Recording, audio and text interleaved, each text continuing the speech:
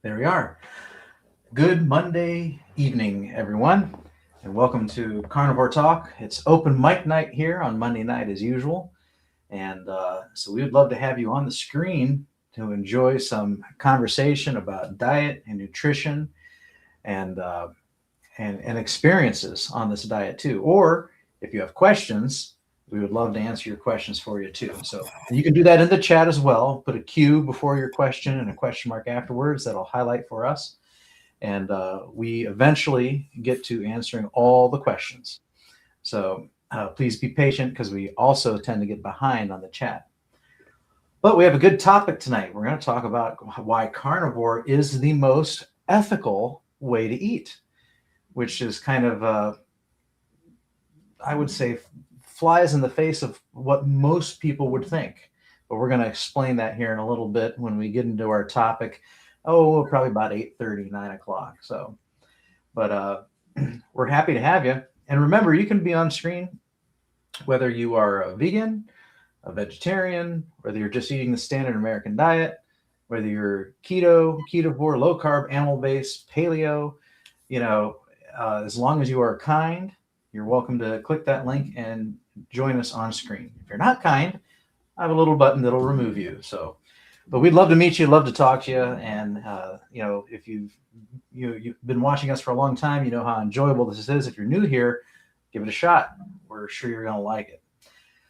We have a couple regulars on the screen, Paul and Jeff, and we'll start the evening by asking Paul, how are you doing? Are you experiencing this warming trend that we are here in Ohio? And how's your health and how's your diet been in the last week since last Monday? Just same old, not eating any carbs. And probably last Monday, about Tuesday, I was watching a live someplace, and I said, I need to find a carnivore channel that focuses on the carnivore diet and type 1 diabetes. And so I started searching. It doesn't really exist out there. Not the one that suited me anyhow. And so I found this man who has a 9-year-old, his son at age 9 was diagnosed with type 1 diabetes. Dad's very scientific. I think he's got a PhD in something. And him and his wife decided to commit to their child that, well, if you can't eat carbs, we won't eat them either. So the whole family, he also has a younger brother, this child, and they're all carnivore. And what really inspired me was they follow the Richard Bernstein book to the letter. And if you don't know who Richard Bernstein is, he was a type 1 diabetic medical doctor who did a lot of self-experimentation, and eventually he wrote the book, I think it's called The Diabetic Solution. But he's a super low carb. That's his key to the whole diabetes thing. And then with the type 1 diabetes, he goes into tremendous detail to how to dose the insulin, because you still got to cover the protein and you got to cover your baseline. And the guy just gives such great answers. If you go to your druggist or your doctor, or they call up the company that makes the insulin and say, well, what about storing my insulin? They've got one set answer, and they never tell you why about it. He tells you the why, what you really can do, what you really can't do in his recommendation. And he's probably not real well liked, or was not well liked. He passed away just about within the last year. He was 90, going on 91, I think, and had A1C of between 4 and 5, and it was called the Bernstein University of Diabetes, I think, and got 48 videos out there, and I've been watching all those. They're only like 10-minute videos, so the amount of knowledge and practical advice is just amazing. So I've been super excited And I've learned things, I figured what more was there to learn? And I learned about the real ins and outs of split dosing Lantus insulin, why Lantus insulin is not the best. Whereas like Ken Berry said he thought it was the best. But this guy said, here's my reasons why. He kind of had a backup for it. And he said, I recommend this. This is my recommendation right now. And of course, I think in his last 5 years, he wasn't quite as active as he was before that. But on one of the videos, I saw his assistant, and I've got to search her name out. I'm hoping she's continuing the work he was doing. She seemed to be very involved in the videos. And so I am just like super excited with this new wealth of good information. Just so hard to find. Mm-hmm. All right. So what's this channel's name again? The man's name is Bernstein, B-E. Okay, yeah, he's the one that wrote the book. Yeah, he wrote the book, and he has a YouTube channel called Bernstein University. Okay. If you put those two in the search bar, you'll find it. And when you go to how they sort their things out into different categories? Yeah. Well, he's got 48 videos up there. They're all about 10 minutes long. And covers a wide range of topics. And the other guy he was talking about, I got to go back to the first guy I found was this Dave Dick. Is this him? Dick or right? Dykeman. He's the one with the. Look at your screen real quick. Is this him? I put it up on the screen. Does that look right? Yeah. Looks like it. Okay. I know you're looking at it on a phone, so it's probably pretty small for you, but yeah. Okay. Yeah, it is. Right. So I've seen this guy before. I watched a video on he did a video on triglycerides when I was having my triglyceride concerns. Yeah. He's just a swell guy, and and his explanation. He talked about. He probably should have been called. Title should have been no one dare calls it the A1C conspiracy. He talks about the A1C lab test and why it's skewed, and it's probably for profit making of pharmaceutical companies. Mm-hmm. But it's all very carefully stated. I'm sure he never got in any trouble, but he's a little bit of a rabble rouser. But the other guy, his son is on the football team, and he's the quarterback. And says, kid leaves the house at 6 o'clock in the morning, they'll go back to 6 or 7 o'clock at night. And they had these, I can't remember the brand of carnivore bars that he eats. And he said they're very clean. And they've tested them and tested them and tested them. Does not raise his blood sugar. And what was really I found very interesting was, his son sometimes has very grueling practices, football practices. They're running sprints, they're doing drills, blah, blah, blah. So his dad came up with a system where he rates his workouts from 1 to 5, 5 being the most strenuous. And Dad's got this recovery shake that he makes him each night. And after this hard physical activity, and it's volume based, I think it's the same formula, it's just volume based. If you had a real hard workout, you get a big one. If you had a medium workout, you get a medium one. And I got to go back, and when I first started, he was the first one I started watching, and he doesn't have a channel, but he's all over. He's been a guest on, I think I saw him in 20 different places. Okay. I was, as we were talking about looking for a channel, where was it at? There's Brisket Boomers mentioned that she's got a channel. She's been type 1 diabetic for 55 years, 7 years carnivore, and followed Dr.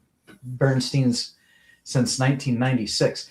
But if you look over in the chat, I put a link to Brisket Boomer's channel too. You can go check that out. So she's got okay. she can she can definitely relate with the type 1 diabetes and carnivore together. So very good. All right, we've got 35 in the stream so far. That's good. Holy 35 and climbing. Yeah. So everybody, if you could hit that like button, that'll help push the algorithm. Tell the algorithm to push this out and a few more eyeballs, and maybe we'll get some more visitors in here. We peaked a couple weeks ago at 64. It had me really excited. So that'd be great if you could hit that like button. And now let's see how Jeff down in Texas is doing. What's going on down there in the Lone Star? First off, move your microphone closer to your mouth. Oh, it was way over here. Oh. Yep.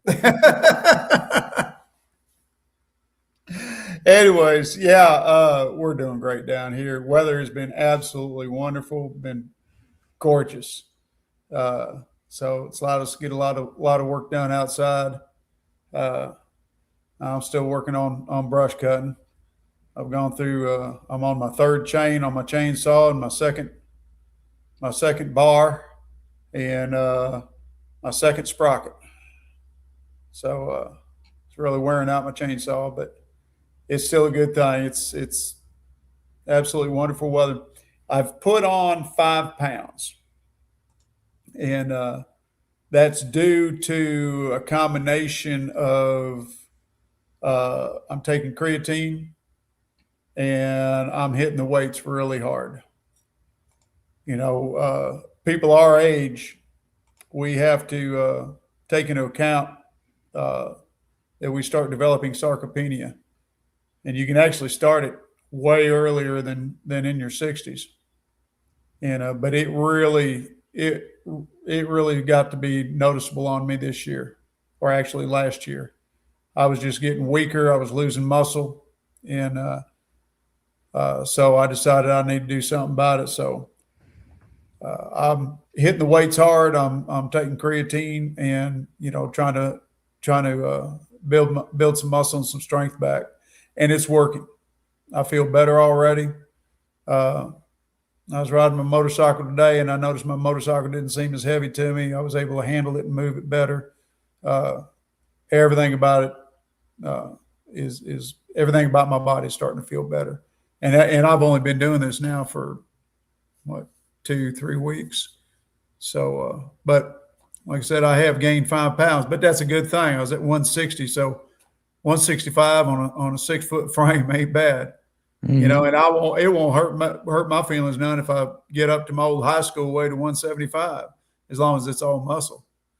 So, but yeah, things are going great down here. All right, that's good. I've heard that it is actually, difficult to put on muscle fast. So, yeah, well, and you don't. Even if you're young, you don't really put it on fast. I like how Dr. Chafee says it. When it comes to healing our metabolism, if you walk 10 miles in, you got to walk 10 miles out. Mm-hmm. And I really like that. And it works the same way with building muscle or anything in life for that matter. You spent all this time, in my case, getting weak. I mean, yeah, I work hard around the farm, but it's not working my muscles that much. And the older I get, the more I buy equipment to do what I used to do the hard way. And so all that tends to start making you weaker. And then, of course, my age, the sarcopenia sets in, and we start losing muscle when we get into our 40s if we're not careful. And so it's important that we lift, and especially for people my age, it's important that we lift heavy weights, to keep our bones strong, to keep our muscles strong. This, like Sean Baker says, this is what will give you longevity more so than just the nutrition, just the diet itself. Because if the body stays broken down, all the nutrition in the world isn't going to help you live longer. You got to keep a strong body. You got to keep it up there. And, like I said, yeah, I do a lot of work around the farm, but it just isn't enough. So I'm pushing the weights hard. I'm I'm already feeling better. And so Oh, it'll take time, and I'm never going to be ripped. I'm never going to, be a Charles Atlas or anything like that.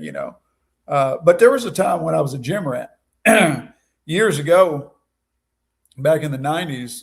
I hit the gym hard 3 days a week, and I was real adamant about working hard, but I developed spinal stenosis, and I already had a protruding compressed disc in my back. I'd had got that back in the 80s sometime. And the spinal stenosis was getting so bad that I was going club footed.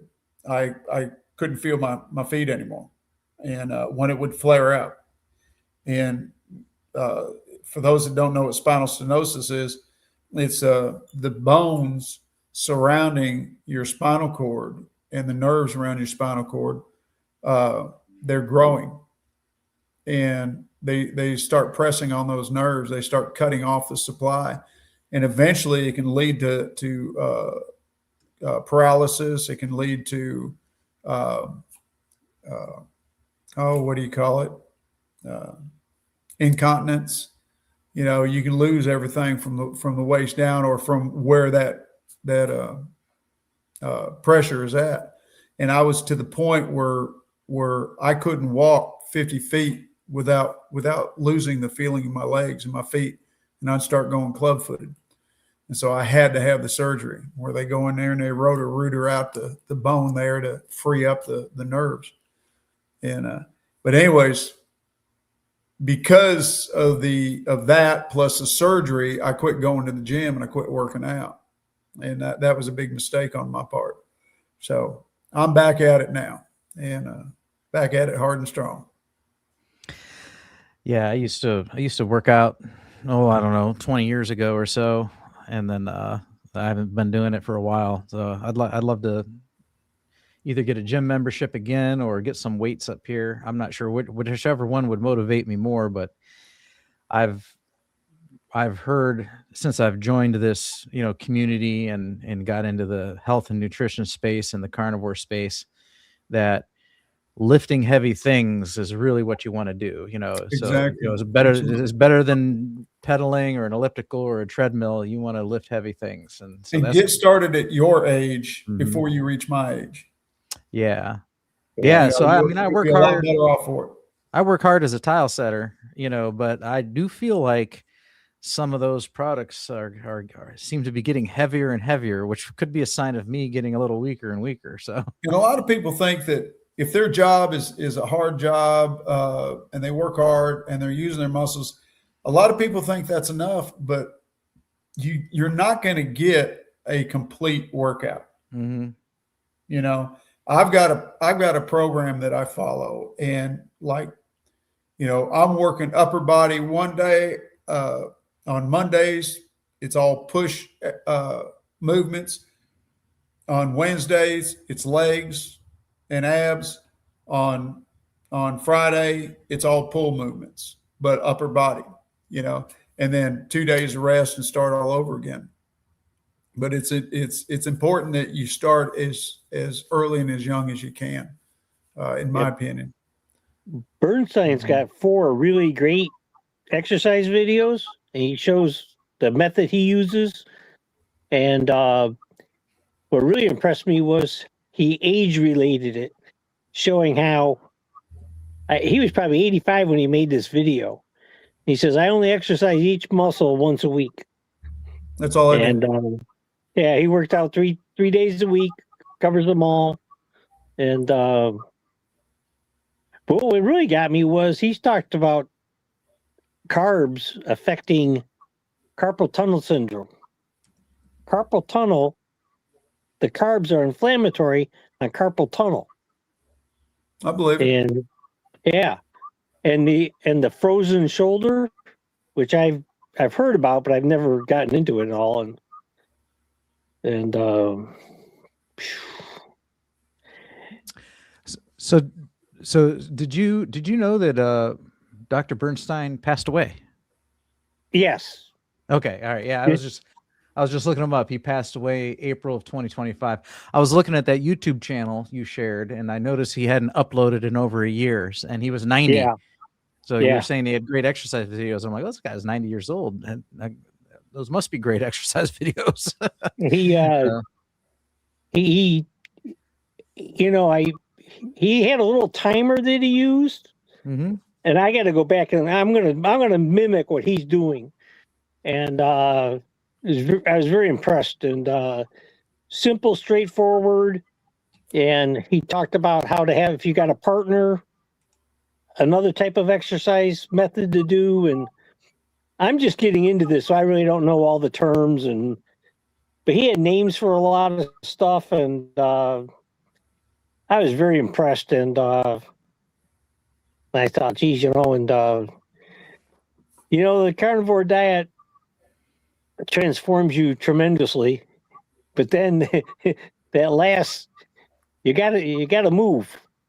If you don't move, you lose it, and that's all there is to it. But he was big into the lifting heavy things and very low key on anything cardiovascular. As a matter of fact, he had a warning about cardiovascular. He says, be careful of this. Mm-hmm. And he had recommendations for heart rates and talk to your doctor. Yeah. And he even had 2 medical tests you should have before, if you're older and you're going to go cardio, there's 2 tests he wanted you to do. And I can't remember what they were. Yeah. Some kind of scans. Look at your heart real close. Yeah. Well, the guy. I'm sorry. The guy that invented jogging as a cardiovascular exercise died of a heart attack while jogging. Just saying. Yeah. Not to laugh at somebody dying. I'm sorry. Oh, well, no, but I've heard. Just ironic. I've heard the problem with intense cardio is your heart's a muscle too. So like, just like you're lifting heavy things to grow your muscles on your arms and your legs and stuff, you keep working that heart, and that heart grows too, but then it grows too big for the area that it's contained in, and that could put stress on the heart. That's what I've heard. And more than likely, if we look at the man's diet, that probably contributed greatly to it. Yeah. And this all goes back to our technology and space travel. This is why we can't go to Mars with our present level of technology. If you go to Mars, a lot more you're reasons not coming. Than that. Well, if you go to Mars, you're not coming back. Yeah, because you're going to die. If you do come back to Earth, you will die very shortly after. You won't be able to survive the Earth's environment. Well, okay. Well, we'll talk about Mars another day. Yeah, it's another thing. All right. Some questions. Let's say hi to some people in the chat. We have a lot of comments that are relevant to what we've been talking about. Yep. And some questions. So let's try and get past some of our introductions here and say hi to a few of these fine folks that are over here in our chat, who all would be equally fine as on-screen guests, by the way, too. So remember, we've got it pinned at the top of the at the top of the chat. So you can click that link and you can join us on screen here. And but Linda Flanagan was first in line at 7:43. So welcome, Linda. And we have Brian Dish and Paul. Of course, he's on screen. And then we have Charger Mopar has his TV outside for his friendly barbecue. So they're having barbecue with some friends, and we got carnivore talk going on in the background. So that's nice. Very good. Maybe later he can pop on screen. So he's been Rick is a regular here from time to time. So all right, Jamette is here in the house. Good to see you, Jamette. And yes, she was the one that reminded me to say, don't forget to hit that like button. So all right. I'm going to figure out a way to put a camera in the yard and add myself sometime.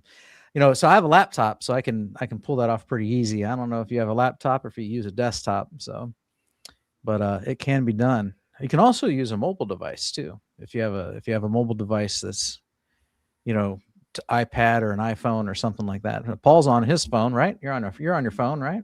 Yeah, it works just fine. All right, Jamette's listening, jumping in while she can. Helix Refined Fire says, hello, I love the lion in the suit. So do I. I always find a funny lion picture. So I liked my lion from my carnivore cop a few months ago too. Jason 916 is here, and so is Frank and Sandy Blythe and Brisket Boomers, I posted a link to her channel in the chat. She's type 1 diabetic and carnivore, so she would be a good person to follow. Uncle Charlie's in the house. Hey, Uncle Charlie. He's been a guest on our screen before too. Frank Calabrese from Oz. And now we're going to start skipping a few. Let's see here. And here we got Ingrid says hello. How you doing, Ingrid? There's Spanky Golf Addict. Good to have you here. And Bill Cook. Glad you could join us. Carnivore Jerry listening as usual. Well, she's usually working and listening. We appreciate that. And jumping in when possible. We got Free Thinker and Retired Rick Carnivore. All right. Very nice to have all of you in here tonight. Let's see here. Frank is selling Charger Mopar. Rick, thanks to your videos, you inspired me to fix an old bike, and I've been cycling an average of 5K a day. It's been helping each day to reduce my hypertension. Yeah, that's I need to do that too, because I have hypertension as well. And get out there and exercise.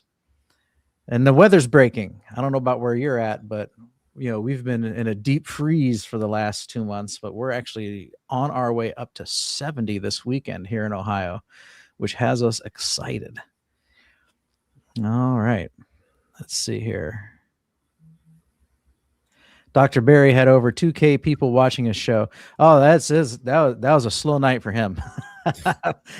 I've seen him 4,000, 5,000, 6,000 people on a Monday night. So, yeah, that's why we don't go on an hour earlier. Nobody would be here. It'd be ghost town. Everybody over there watching Dr. Barry. Let's see here.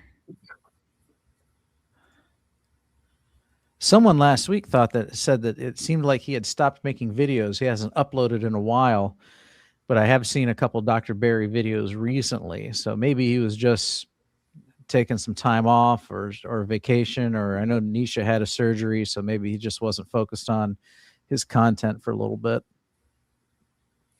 But Dr. Barry isn't going to go anywhere. Bill Cook is making burgers.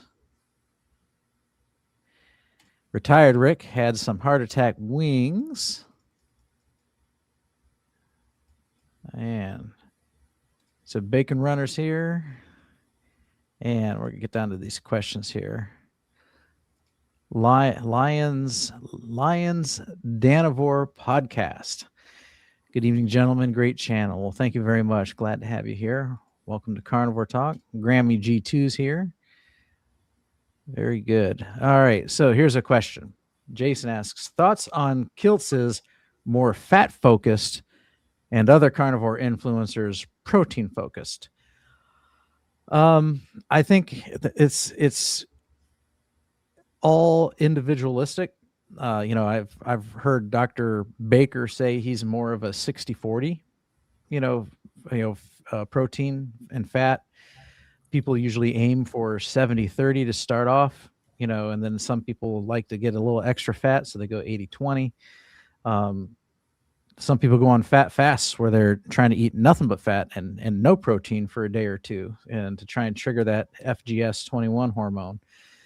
As to which one is better, I think it really just depends on your personal circumstances. I can see why Baker gets a little more protein with the way he works out.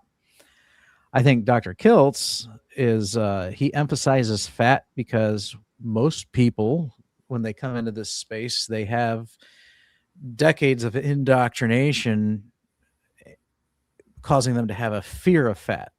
And he wants to really emphasize that the fat is good for you. There's fat soluble vitamins.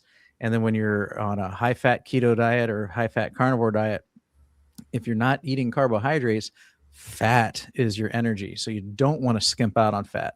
You don't want to eat lean. You're just going to cause complications. So if you want to, adjust your fat macros to see what works best for you. So I don't see any harm in putting the emphasis on the fat. some people, they increase their fat and they do better. They feel better. And they actually lose more weight. Other people, they increase the fat and they stop losing weight and they don't feel so great. So I think it really depends on the individual. So, but fat is important. So any thoughts on fat? Yeah, it's Go ahead. I'm a 70-30 kind of guy. Sometimes I'll go 80-20, but 70-30 is generally the route I go. And I don't track. I tracked it once just to see where I was at, and I tracked it for about a week, and I was consistently running 70-30 on my fat to protein. But yeah, like you said, Bob, it's all individualistic. Mm-hmm. Some people are going to do better on less fat. Some people are going to do better on more fat. I'm not a proponent of the what do they call it? The lean protein, the less fat route. I'm not a fan of it, just because the whole concept of the way we eat, whether it's keto or carnivore, is to be high fat. It's a high fat diet. I don't know what you would call it if you were lean protein and almost no fat, other than a rabbit starvation diet. The whole point is to be high fat. But how high, like you said, is individualistic. And, your fat kind of it can vary where you are in your journey, and it can vary over time. I know in the last 6 weeks, I've increased my fat. I'm eating more bacon, and I'm using more butter. I'm going through half a stick of butter every day. And I lost 11 pounds last month. Not 11. I lost 7 pounds last month. And February, I lost 7 pounds. And I had gained a few, and I was kind of stalled. I was increasing, and I didn't kind of conscientiously do it. I just kind of craved it, and I ate it. And I don't know. I don't have an answer for it, but I lost 7 pounds, so very welcome. Your body was craving it because that's an indication that it needed it. Yeah. That's your body talking to you. Say, hey, I need this. Give me. I agree 100%. Yeah. Now, something about the fat, and this is actually pretty good, because I've been researching some. Okay, as we've said in the past, I deal with chronic constipation, and I've tried to follow the advice of some of the carnivore doctors about eating more fat. So I've been literally just every single bite of meat I take, there's fat in it. If the meat is lean, then I'm getting a pat of butter, not just a little bit of butter, not just a little dip in the butter. I'm talking a whole pat of butter, and I'll go through 3/4 of a stick of butter in one sitting, just eating one piece of meat.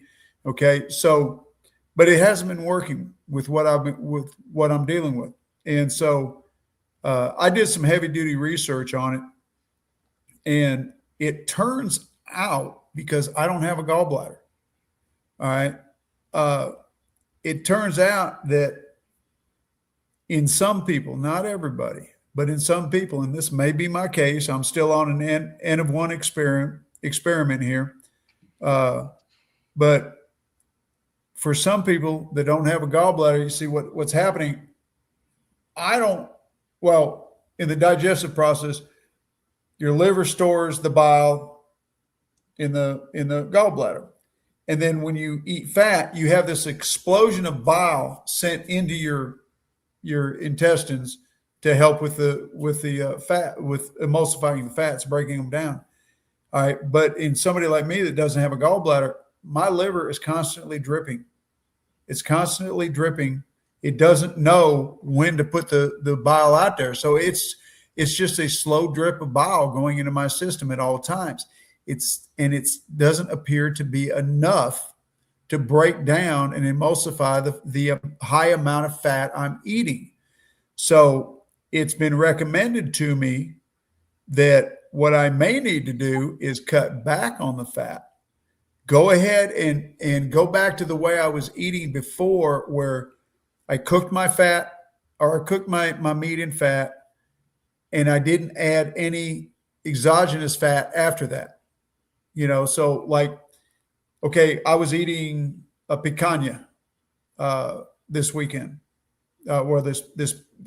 past weekend and this week, been eating on it, and it's got a beautiful fat cap on it, and I smoked that thing, and boy, that smoke really infused into that fat cap, and I didn't need no extra butter with that. I mean, it was just beautiful. It was great. Well, but like tonight, I was eating some venison sausage, and a lot of that fat cooked out. Normally, I would eat a bunch of butter with it. Well, I didn't eat no butter with it this time.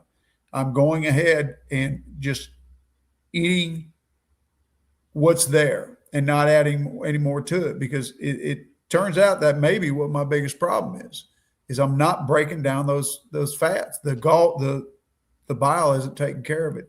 And instead of magnesium citrate, I'm switching over to magnesium oxide. And so that's the changes I'm making right now. I've got some other changes. If this doesn't work, I've got some other stuff I'm going to try, but I can only try one thing at a time and see if it works. And, it was recommended last week, lipase enzyme. That's on the list to try if this doesn't work. And then there's some other stuff that I'm looking at that I may try that was recommended also. What was it?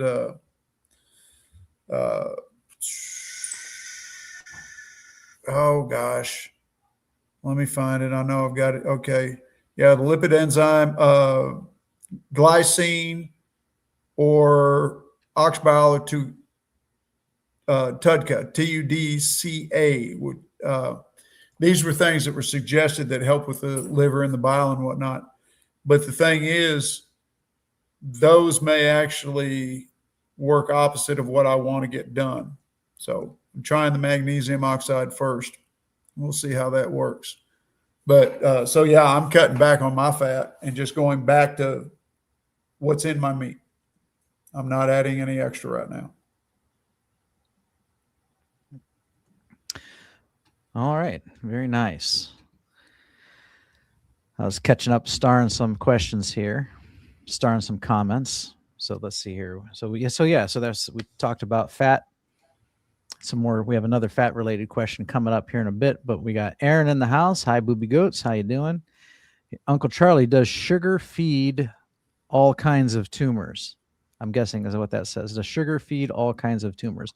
So I don't know about all kinds, but it does feed a lot of kinds. So the general consensus I've heard in this community is that, if you have a cancerous tumor, that you want to be low carb, low sugar, because the cancer cells actually thrive on that. So now, can cancer cells also, take advantage of fat and ketones? Yes, but I guess it's less efficient. So, but that's your body's still producing glucose. Glucose. Yeah. So, don't give it any extra. And I know that's one of my motivations to not eat any exogenous sugars. Is Right. I don't need to be feeding my cancer. So avoid, the best thing you can do if you have cancer would be a low carbohydrate diet, devoid of sugars. Do the best of your ability. Jason says, I know some carnivore groups are not very into lifting, says it's not important, and others say it's very important, especially as you age. And that's probably the factor in there. You got some individuals who are not aging, and they've done a carnivore diet, they've gotten super healthy, and they didn't have to do anything, and we've heard that, like, oh, I just switched to eating all meat and the fat melted off and I don't exercise at all and I feel great. But then you have those who are aging or noticing the effects of sarcopenia and stuff, and they see the value of Paul mentioned earlier, use it or lose it, and and that's true. I've also heard, once you stop, you drop, so, when you retire, That doesn't mean sit in the recliner and watch television all the time. You still want to get out and be active, and just to some degree. And I think the more active you can be, the better it is for you. Is it needed? I think it depends on you and your circumstances, just like everything else. I think later in the journey, it not only becomes a need, but it becomes a desire because you now have more ability to move. I hear that a lot throughout the carnivore community. Oh, I made all these changes, and now 9 months later, or a year and a half later, oh, well, now I feel like exercising. It doesn't bother me as much. Mm-hmm. And that's how it was for me too. I went through a lot of transformation in my body, and I thought, oh wow, shirt fits better, pants fit better. Oh, look at that, body looks pretty good. And then I said, hey, I need some exercise. All right, very nice. Jamet says Dr. Berry was just on live and says lifting weights is not that important. And then we have another comment here that says I saw Dr. Berry live and he says lift something heavy. So yeah, so I'm a big follower of Dr. Berry when it comes to carnivore, keto, proper human diet. Like, he's my number one influence, and he will say he recommends lifting heavy things. So he even says, like, if you want to raise how do you raise your HDL? Lift heavy things. So. And here's the thing, okay? It's a known fact. As you age, you lose muscle. Sarcopenia sets in. And I'm proof of that right now. I used to be strong as an ox. And over the years, I've gotten weaker. And part of my weight loss, I believe, was muscle loss, not just fat loss. Because I hit 175, which was my high school weight, and I kept losing. And I eventually got down to 160. And I ain't seen 160 since, I don't think, grade school. I was a big kid. And so I know it was muscle that I was losing. That wasn't just fat. And part of it has to do with my age, my sarcopenia, and the fact that I wasn't doing a lot of heavy lifting. And so I know for a fact that it's important that you lift, and you lift heavy, because otherwise, let me back that up. I think it's important that you exercise, not necessarily that you lift. I'm training. I'm not exercising. There's a difference. Training is building up. Exercising is maintaining what you've got. And so I think it's important that you at least exercise. Walk when you can, every chance you get, and lift. And you don't have to do like me and lift to failure on every exercise. Just lift. Keep the muscles strong. Because you will lose it. There's no doubt about it. You will lose it. Yeah, Bernstein had 4 great videos, and he really emphasized the older you get, the more lifting you do, and the less cardio you do. That was his whole thing. Yeah. Now I am doing cardio, but it's not any kind of high impact. I can't run. I haven't been able to run since 1980, and so I don't have to worry about high impact. But I do 3 different. Each night I go to work out. I do 3 different cardios. Like today, it was on the treadmill, and I do 3 miles an hour, and I increase the angle of the treadmill every 1/10 of a mile for half a degree until I hit 5 at 1 mile, and then I start bringing it back down slowly every 1/10 of a mile. And that gives me a good low impact workout, but it really, really makes me work and gets my heart up there. And then on Wednesdays, I'll do stair climbs. And I'm not on them long. I used to be able to climb Alpha Tower. And I'm not on those long at all. My legs are shot. They are not what they used to be. But I'm building up on the leg on the stair climbs, and then on Friday I'll do elliptical, and I don't use the handrails on elliptical. I just use my legs. I do it like a running motion because it's the only way I can get a running motion in. And I don't last long on that either. I used to do 5 miles on elliptical, just in a running motion, and I can't even get a mile in right now. I'm so weak. So I'm building up to that.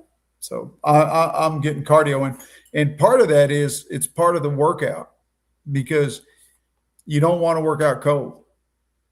You want to get the blood flowing, through your body. You don't want to do a cold workout. You want to warm everything up. Oh, and I didn't join a gym. I got really lucky, Bob. So I got a notice in the mail, came with the paper, our local paper. There is a hospital that has a outreach. What do you call it? Just I guess a health outreach, and they have a physical therapy center just 2.6 miles down the road from me, on the same road. And along with that, they have a part of their therapy is they have a workout room, for their patients, and they offer it to the public for a fairly decent price. And then when you kick in the senior discount, one of the benefits of getting old, $25 a month. And they got the machines, they got, all the equipment, and I can get a complete workout in there. And it's just $25 a month. I can't beat that with a stick. I've got weights. You mentioned, whether you want to join a gym or whether you have weights at home. I've got a bench. I've got weights at home, and it just doesn't give me the motivation to do it at home, because when I'm working out, there's too many other things I need to do around the place. I just don't have the motivation. But going to the workout center gives me the motivation to keep going. So but that's me. I'm you may be a lot more disciplined than me, Bob. Yeah. So that is a good deal. I used to go to this place called the Natatorium, and in Cuyahoga Falls. I used to live in Cuyahoga Falls, and they have a resident pricing and non-resident pricing, and I don't remember what I paid back then. It wasn't cheap, but now that I'm a non-resident, it's definitely not. And the problem with me is every time I want to do something, everyone in the family thinks that they're going to jump on board and do it too. So I can't just go down and get one membership. I have to go down and get 4 memberships because if I'm going to go down and work out and jump in the pool, well, now everybody wants to go. So all of a sudden, now to get a membership down at the natatorium costs something ridiculous, same. And then it happens all the time. Same thing like we go to a concert, you can't just buy one concert ticket. You got to buy 4, so that's one of the things that stops me. But I always look at the deals seem to be at places like Planet Fitness, it seems to be pretty cheap. But I do miss the natatorium because they had the pool and the hot tub and everything. So after working out, you could do your cardio, you could lift weights, then you could go relax in the pool and have some fun and kind of make a whole evening out of it, 2-3 hours worth of it. So just going to a gym where there's some treadmill, some weights, and no fun, I'm kind of like, oh, I want to have some fun in there too. Yeah, well, put in a hot tub at your place. Yeah, there's some people that do, like outside. Of course, not this winter. I can imagine getting out of one of those with the way the temperature's been. All right, let's see here. Let me star that. Okay, that's where I am on the chat. So Spanky Golf Addict says he's turning 61 next week and is actually getting the itch for weights again. So, all right, very good. All right, do it. Sue Gletley asks, thoughts on the accuracy of BMI, that's body mass index. 115 pounds would be acceptable for a 5'6" female. I would look sickly. The high end is more appropriate at 155. And again, so BMI is accuracy. I wouldn't call it accuracy. It's subjective to the person. Yeah. Yeah. Yeah. So. Yeah, I got a buddy. All they do. It doesn't take into account your muscle. Doesn't take into account your muscle. It does, and if you're female, it doesn't take into account your fat placement either. No. So all it is your weight divided by your height, right? Isn't that it? To get your BMI? Yeah. Because I'm like 5'8", so that's what, 68 inches. Hold on here. Now 175 divided by 68, 2.57. So no, that doesn't work. Maybe it's the other way around. 68 divided by 175, 0.38. Okay, I'll have to ask Google. It's a simple math problem. I think you have to do it in metric or something. I don't know. I'm not sure. You can punch in BMI calculator and they'll give you a calculator. It'll come right up. Yeah. BMI is calculated dividing a person's weight by the square of their height. Okay. That's right. Height squared. That's what I'm missing. Okay. But every bodybuilder in the world is considered obese by their BMI because it doesn't measure fat. It's like those fancy scales they advertise 5 times every hour. It's got the electric cord on it and the handlebar. You bend over, pick up that handlebar, and step up on it, and 30 seconds later, tells you 47 different things that's wrong with you or right with you. I just tend to rely on the 5 or 6 main metabolic factors: your triglycerides, your HDL, your height to weight, waist, and your blood pressure and your blood sugar. Those are the real critical ones right there. Those are the things I keep tracking. No, if you want to really know what your body is doing, help me out, Bob. I can't remember the name of it. DEXA scan. Yeah, you need the DEXA scan. That'll tell you more than anything. Tell you a whole lot more than a BMI. And how's your body built? Because some people, I didn't think I looked bad at 160. Although for the first time in my life, I was called skinny. I got called skinny 3 times in one day. And I kind of took that as a compliment. I said, I'm not skinny, but no, they said I was skinny. But in my youth, I carried 175 perfectly. I even carried 180 perfectly. I had no problem with it. That was back in my Army days. But I think your body build has a lot to do with how you look at what weight you are. Yeah. So 5'6", and you would look sickly. So then don't look sickly. And he says the high end is more appropriate at 155. Is that the high end of normal? Because I'm looking at. Well, you look at the charts and they give you a range of your age and your weight. What you should be. And like me, for my age, it showed 160 to be the very lowest I should be. Well, who determines that? How do you figure that? So I'm still considered overweight. 163 would put me just into the green at normal. And then now I'm going to figure out my low end. Okay. So it says here, my low end of normal would be 125. Yeah. You know what? I'd look dead. I'd look dead too. Right. I'm 5. Who makes this stuff up? I'm 5'8". I'm 175. And so this tells me if according to the BMI calculator, I could stand to lose another 50 pounds. If I lost another 50 pounds, I'd slip down the drain when I shower, man. That'd be ridiculous, So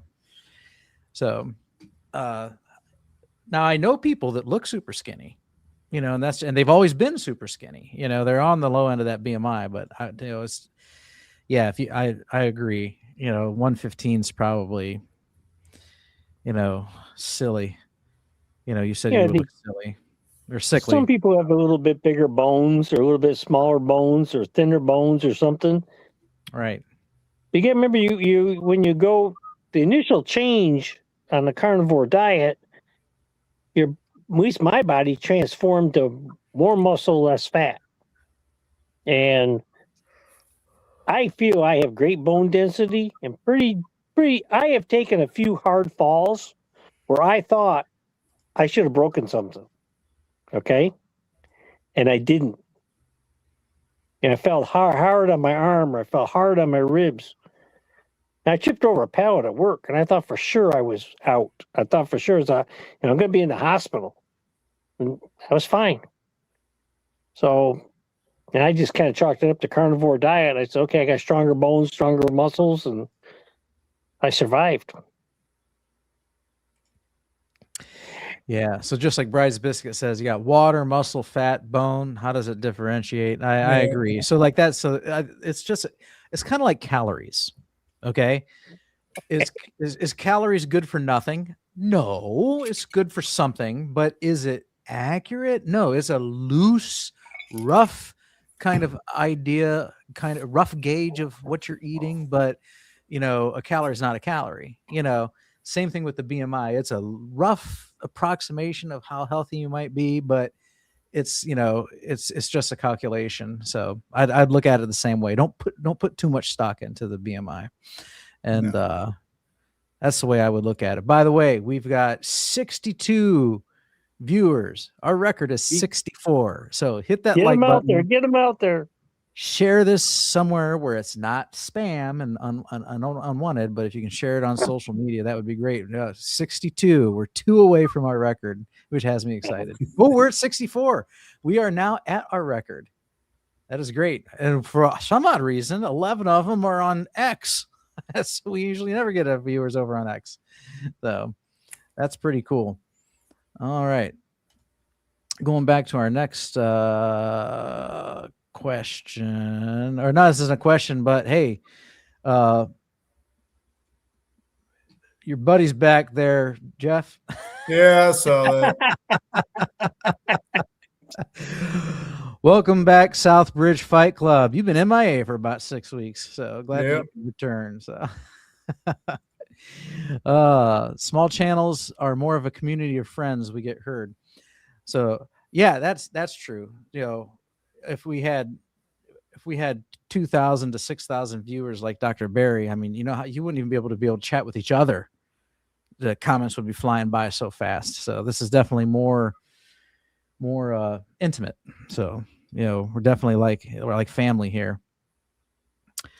So Ingrid Ingrid asks, is it okay to eat lunch meat and bacon if you have kidney failure? And so I am going to say, generally speaking, no. Okay. And now I have kidney failure. Okay. I am stage 4, stage 5. And here is, and my answer revolves more about the lunch meat. Okay. Here's what you got to watch out for. So, phosphorus. Okay. So phosphates and phosphorus. So a lot of these deli meat products have added phosphates and added phosphorus for reasons of preservation and stuff. If your kidneys are like mine, you are not excreting phosphorus like you should. Okay. Your phosphorus levels should be no higher than like a 5.5. Your serum phosphorus, when you get your blood drawn, I think it's between 3 and 5.5. And that's another reason why you shouldn't have dark colored sodas like Diet Coke, because what Diet Coke is basically phosphoric acid with artificial sweetener. And so anything that's got the word PHOS in the ingredients, phos, you generally want to avoid. As your phosphorus gets too high, then a couple things will happen. You will experience chronic itching, which I do from time to time. You also run the risk, depending on your diet, is if your phosphorus is high, it could leach calcium out of your bones and you develop osteoporosis. So can you eat lunch meat and bacon while on stage 4 or stage 5? Yes. I do. I have it once in a while. But you would be much better off with fresh meat, cooked at home, than you would deli meats. So, I don't rule it out. I still have bologna. I still have liverwurst from time to time. But again, my focus on my carnivore diet is to try and eat fresh meat that I cook myself. So hopefully that answers your question for you. Jamette is full from just a few meatballs and butter. Yummy, yummy. So I got home today and I just snacked on I had some hot pepper beef sticks from Duma's Meats. And we also got some trail bologna from Duma's Meats. So I snacked on that before I went live today. All right, here we go. So if you are obese fat, how can you lose weight by eating fat? Seems to me if you eat lean meat, your body should burn fat that you already have. Am I wrong? So, no, you're not wrong, but there is an importance of eating fat. And so it's and there's a number of reasons. So number one would be eating fat. You're trying to become fat adapted, and so when you eat fat, and you don't eat carbs, your body will will make that switch from using carbs for fuel to burning fat for fuel. Now, granted, when you run out of the fat that you have eaten, if you're obese fat, you got a huge tub of tallow around your waist that it can dip into. And that's a good thing, So a lot of people, when they're really obese, they find that they find it's easy to lose weight because they've got all these reserves. They can go longer without eating. If you eat the protein and the fat, it satiates you and you can go more hours before eating again. And that works. And a lot of times that if you're obese fat, the weight drops off faster at the beginning, slows down as you get more towards a reasonable BMI, as we were talking about earlier. The other issue is what we call rabbit starvation. And so if you are not eating fat, the body then has to convert protein into glucose to use as energy because you're not giving it fat for energy. And that's a pretty arduous process. It's hard on the liver, and the liver can only do that, can only convert so much protein to glucose per day. So you end up overworking the liver, and it won't be enough to supply your energy needs. And so people can literally die eating lean meat and no protein. And they call it rabbit starvation because rabbits are lean meat. And I've actually seen this on a TV show. Someone going through this. There was a TV show that I was binging with my wife called Alone on Hulu. And it's where these individuals, they get dropped off in the middle of nowhere, and they have to live off the land for as long as they can. And whoever stays out there the longest ends up winning a prize. And someone had managed to make a weapon and caught a moose, and he thought he was set. So he had this moose all chopped up, and it was below zero outside. He had it up in a tree so predators couldn't get it.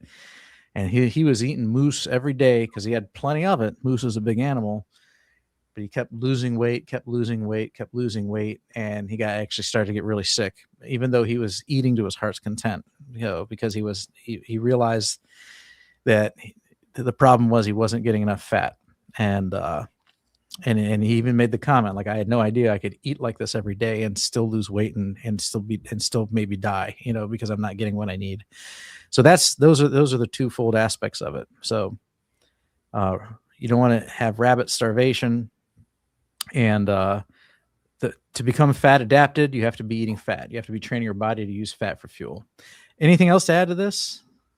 I would say this is one of those cases, like you mentioned earlier, you can overeat fat. Yes. You need that right balance, the right balance that works for you. Because he's got a point. If you are eating a lot of fat, and I believe it would have something to do with your energy expenditure. If you're eating a lot of fat and the only fat you're burning or the only energy you need to burn is coming from what you're eating, you're not going to lose the fat that's around your middle, because you're already using up. You're just using the fat that you're eating.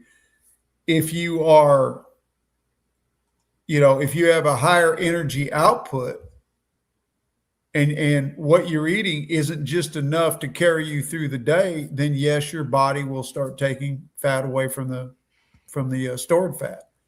And that's just my thought on it. I don't know if that's really accurate, but it's what makes sense to me.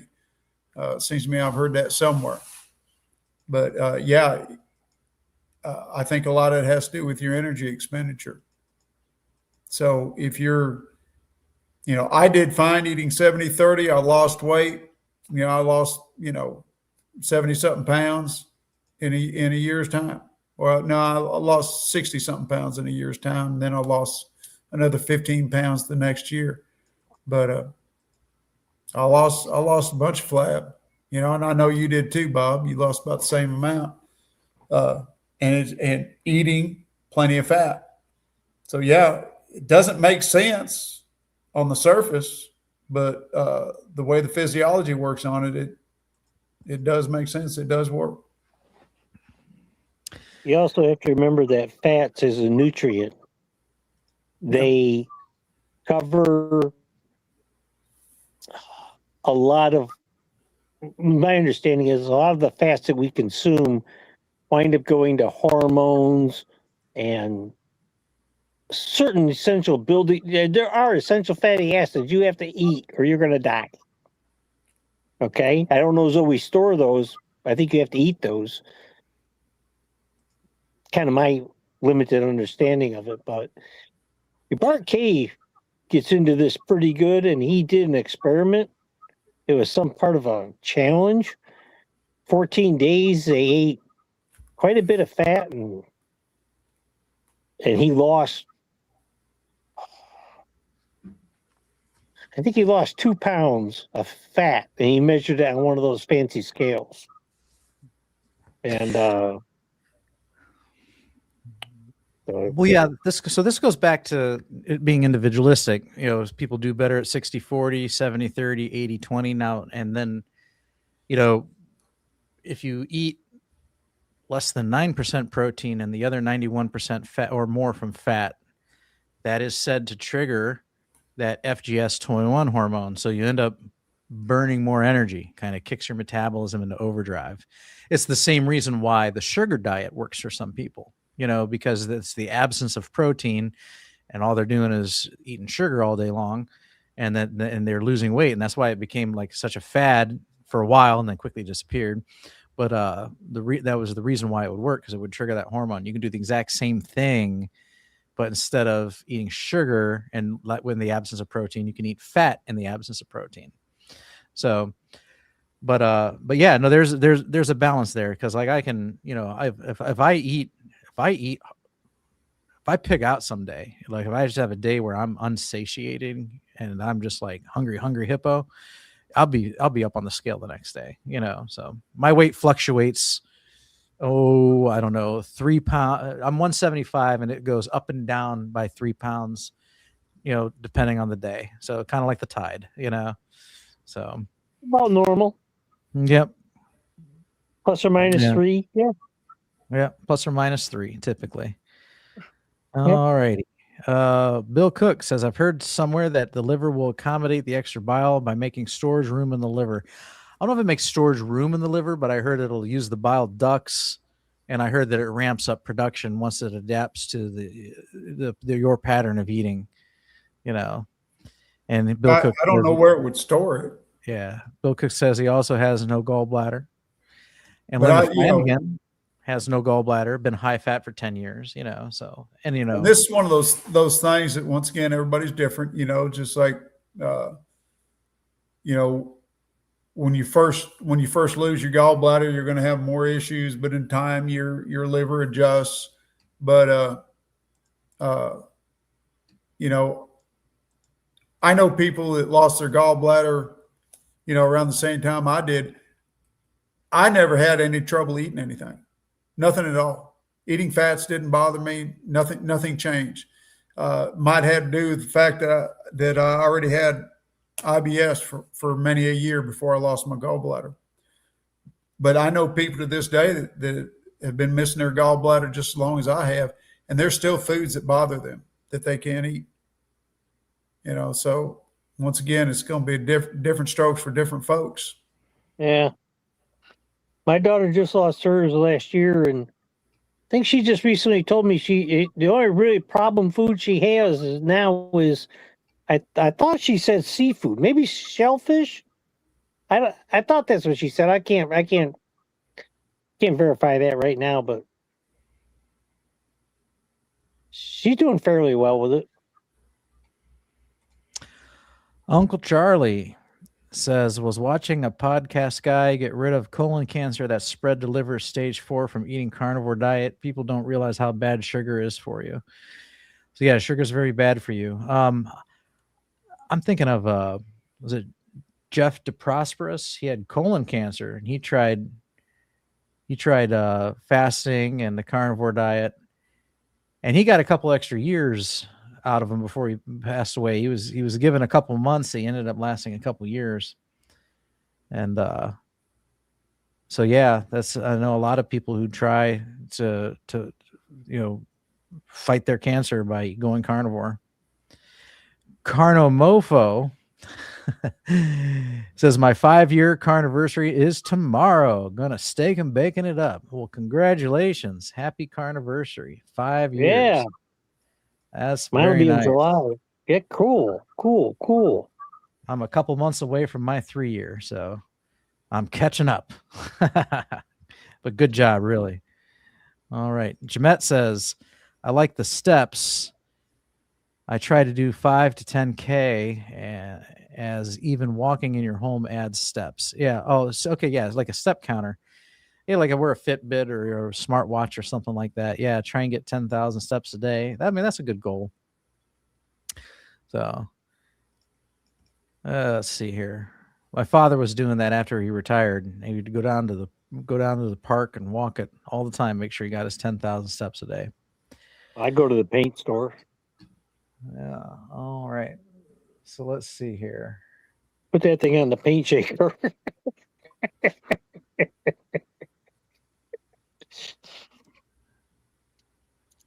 So thoughts on Maria Emmerich's protein-sparing modified fast diet. Low fat, low carb, high protein. I always wanted to test it out. So just like any other fast, it's something you do temporarily. Okay. So I've never tried it out. I know it's somewhat controversial, but I get to the idea behind it. So you no carb, low fat or no fat. So that way your body has to consume its own energy reserves, the fat on its body, and high protein in an effort to stave off any muscle loss. That's the thought behind it. It's, it'd be similar to not eating at all. That's why she calls it a fast, and I wouldn't want to do that for, more than a limited amount of time. So I don't even know what that is. I mean, I used to subscribe to her and I remember hearing that all the time, but I never understood what it was. Yeah, so it's a modified fast. So it's like instead of fasting, what your fat is protein sparing modified fast. So it's a fast, but you modify it by sparing the protein. You don't cut out the protein. So you're cutting out the carbs and the fat. So and her thinking is that by cutting out the carbs and the fat, you'll accelerate fat loss while preserving muscle. Because you're still getting protein. It ain't worked for her because she ain't got no muscle. Well, I'm sorry. That girl needs to eat a couple of hamburgers. Bob made a good point. It's not something you want to do for a long time, like any fast. And the other part of the equation is that there's a lot of research into this, and they cite a lot of studies on their website. I've kind of looked at this a little bit. But a lot of the research that's been done on this is what I call poor quality. Okay. The studies aren't the best studies in the world. And if you know how to read a study or look at the results, you can start picking holes in it. So I think for some people, it might be a good thing. It might work out for a limited time. I don't think it's something that's going to take you all the way to your goal. Might get you through a stall, might work well, might be something to do for a couple of weeks. And then I think lately they've been pushing that like every other day or every third day they do that. And Bar K kind of ripped it. He was not a fan, but yeah. So they don't recommend you do it long either. So like 1 to 3 days per week is the most common. Let's see here. The maximum stretch would be 4 to 5 days in 1 week, then return to regular keto for a week. So, and it says, you want to get she stresses, you want to get some fat during this type of fast to ensure that you keep your hormones happy and that fat soluble vitamins still get absorbed. So 30 to 50 grams will be enough. So it's like a low fat, not a no fat. It's a low fat, So like I said, if you're going to do, I get the idea behind it. And just like Paul, I agree with you. If you're going to do it, and she even says this, 1 to 3 days, and then get back on your regular diet. So, just any like one day of fasting isn't going to hurt you. One day of eating moose. One day of eating moose is not going to give you rabbit starvation. One day of a protein modified sparing modified fast is not going to hurt you, and might you see some benefits from it? Yeah, absolutely. But you wouldn't want to, what's your diet? I'm on a protein sparing modified diet. It's not a diet, it's a fast. So that's short term, Well, I managed to get metabolically healthy without doing that. And I got to eat just as much fat as I wanted to. And I can't see just eating protein and not putting fat with it at this point. I just wouldn't like it. I mean, I might as well go eat a salad. I met her at a conference. I went to a conference in Baltimore. And there was this guy that he's a workout guy, got a bald head. Can't remember what his name was. I got him in my email. I know that. And two crazy ketos showed up, and it was very impressive. It was a keto, carnivore, and physical training workouts. And they had some great speakers and some great demonstrations. And the one fitness guy, I can't remember what his name is, but anyhow, his mother was there, and she was 76 years old. And she had started at 66. And she was still working a full-time job at 76. She was like a high school principal or something. And she could stand and jump up onto a 20-inch tall box. It was a plywood box. And she would jump from the ground up to it. Then she would jump back down.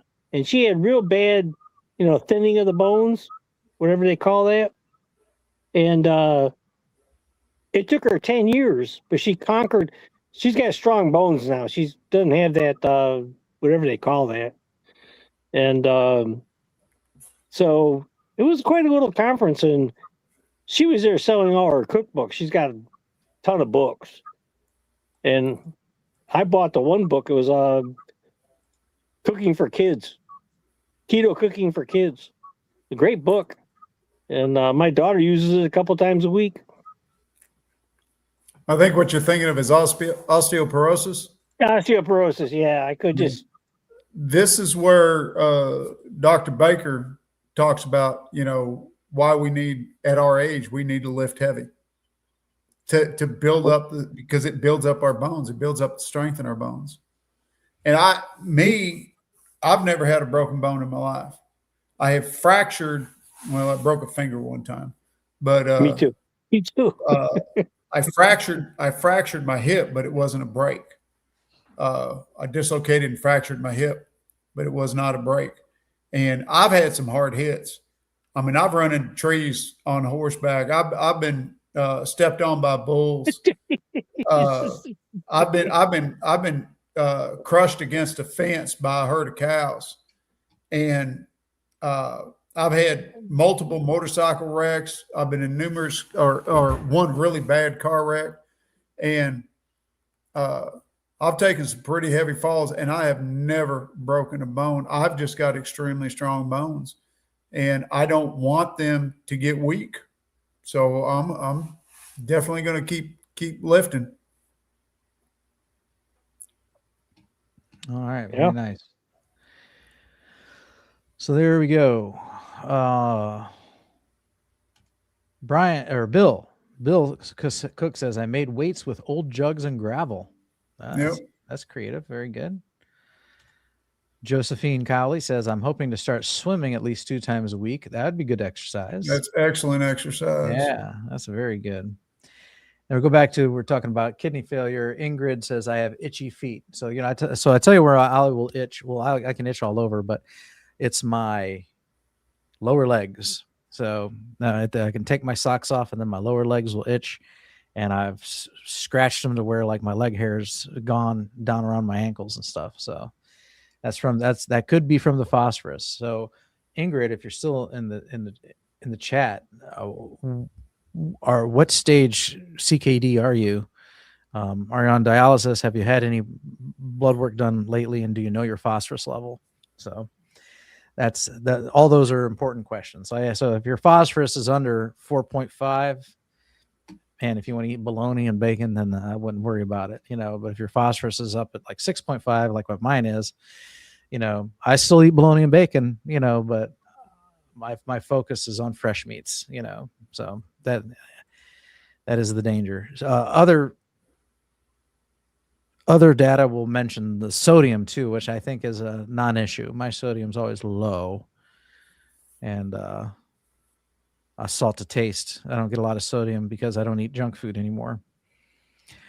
Here's a question for Paul from Brisket Boomers. Paul, do you consider yourself a type 1 diabetic? If so, we have a Facebook group called Type 1 Diabetic Carnivores. Most of us follow Dr. Bernstein's method. I'm just arranging now for the testing. I was originally diagnosed as a type 2 back in 1992. And I have checked my C-peptide 4 or 5 times. I'm usually at the low end of the range. I just put in a call to my endocrinologist today. I see him in about 4 weeks. He had a couple blood tests scheduled for me. I wanted to add in the C-peptide, at least one enzyme test that they normally do to determine if you're headed towards type 1. I respond as a type 1. I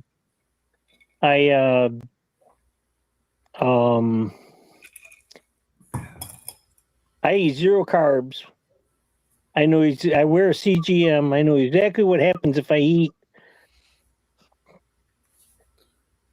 And certain carbs really affect me. Any dairy carbs, like yogurt, just plain yogurt, really ramps my blood sugar up. I can eat,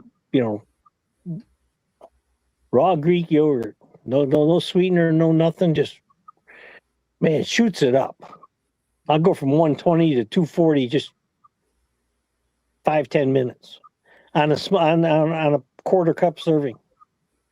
And of course, if I go off, I don't go off anymore. I haven't in 7 months now, 0 carb, strict 0 carb through the holidays, everything. But one thing I've noticed is my blood sugar. See, when you eat, I only eat 1 meal a day. So I take on quite a bit of protein and fat, all within a 2-hour window. And very slowly, I don't really have a spike. I just have a slow hill climb. And because meat and protein and fat takes what time to digest, puts a load on your stomach, knows that. So your body ramps up the blood sugar. And if you're a type 1 diabetic, you have to cover your protein. You don't need as much insulin for protein as you need for carbohydrates, but you still need some to cover it. And I just, in the last 5-6 years, I've just noticed all the research I do and everything, I am responding more and more and more like a type 1 diabetic. And so I may be, and there's a couple of reasons you go to. LADA is specific enzymes that attack your body. And then you can also be a type 2 diabetic, but insulin dependent. You just don't make enough insulin as a type 2 diabetic. You're kind of wore out. And there's all kinds of controversies about that. A lot of doctors can argue things a lot of different ways. And all I'm going to say is I appreciate the information of where to go, and I'll look at that. And I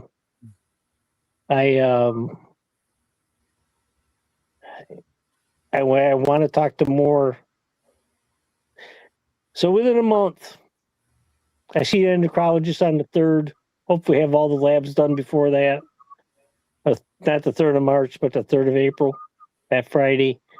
And now that I've met Dr. Bernstein and I've learned more about a type 1 diabetic, and I've learned so much about insulin over the last few days.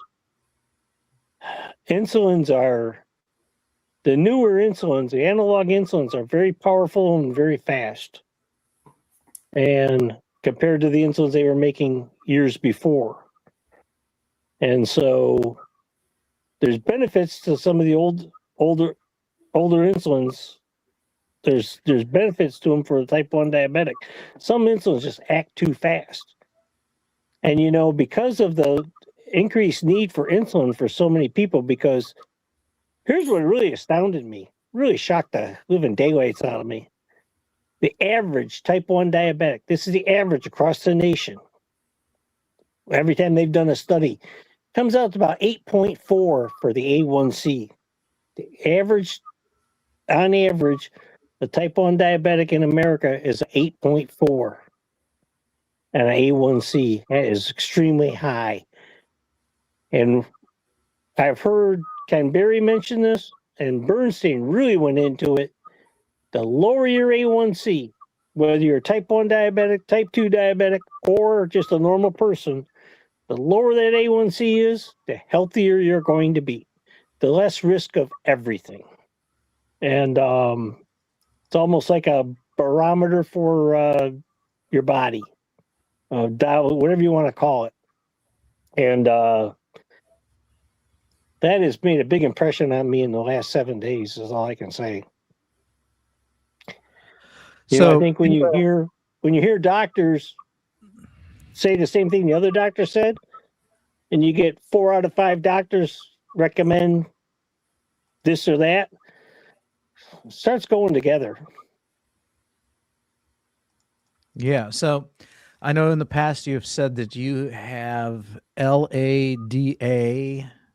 I think I do, but they're going to do the enzyme test. Okay. All right. You think you're not sure. Okay. So I was going to say that LADA is type 1 diabetes. So sometimes it's called type 1.5, but that's more closely associated with type 1.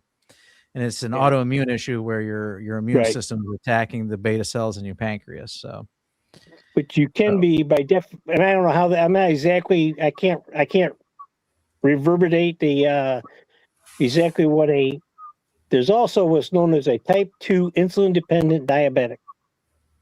Okay, you just don't make enough insulin, and this is where it gets tricky for that person, because at night you're sleeping.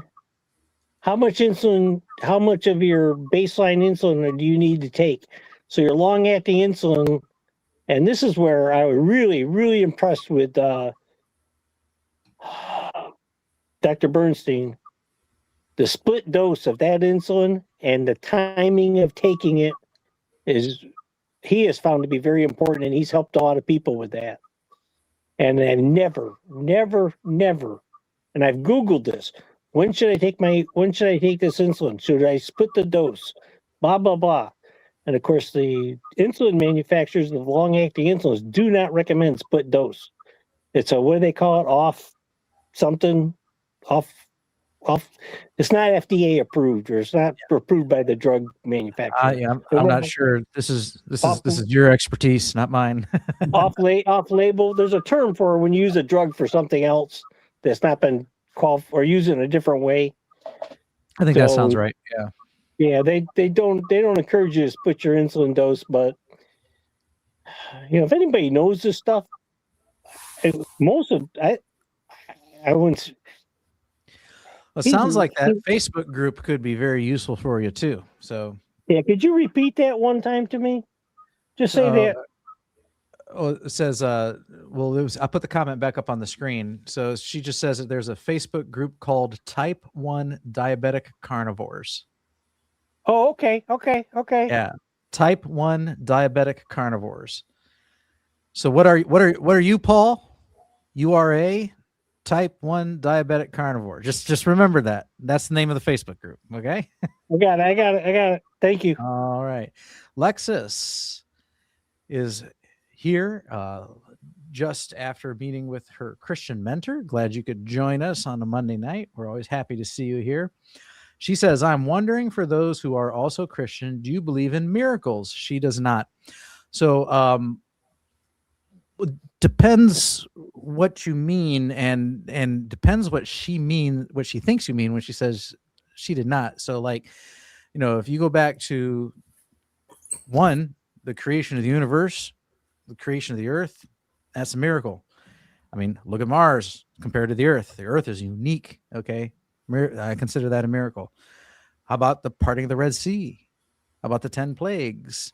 She states, Bob, sorry for interrupting, but she states later on that her mentor doesn't believe after Jesus's resurrection, there were no more miracles. Okay. So that's where she's getting at. Well, okay. So I understand that. So, and my opinion is if someone feels that they've had divine intervention, angelic protection, or some sort of miracle in their life, we shouldn't criticize them. No, I have. So that's between them and their creator, and who's to say? You can't say. I know where people get that from, because there's a scripture at the beginning of Hebrews talks about how, like, in times past, God spoke to men by many means, through the prophets, through miracles, through dreams, but in these days, he speaks to us by means of a son. Okay. And so some people take that to think that now that we have the teachings of Jesus recorded in the Bible is done. That's all we need.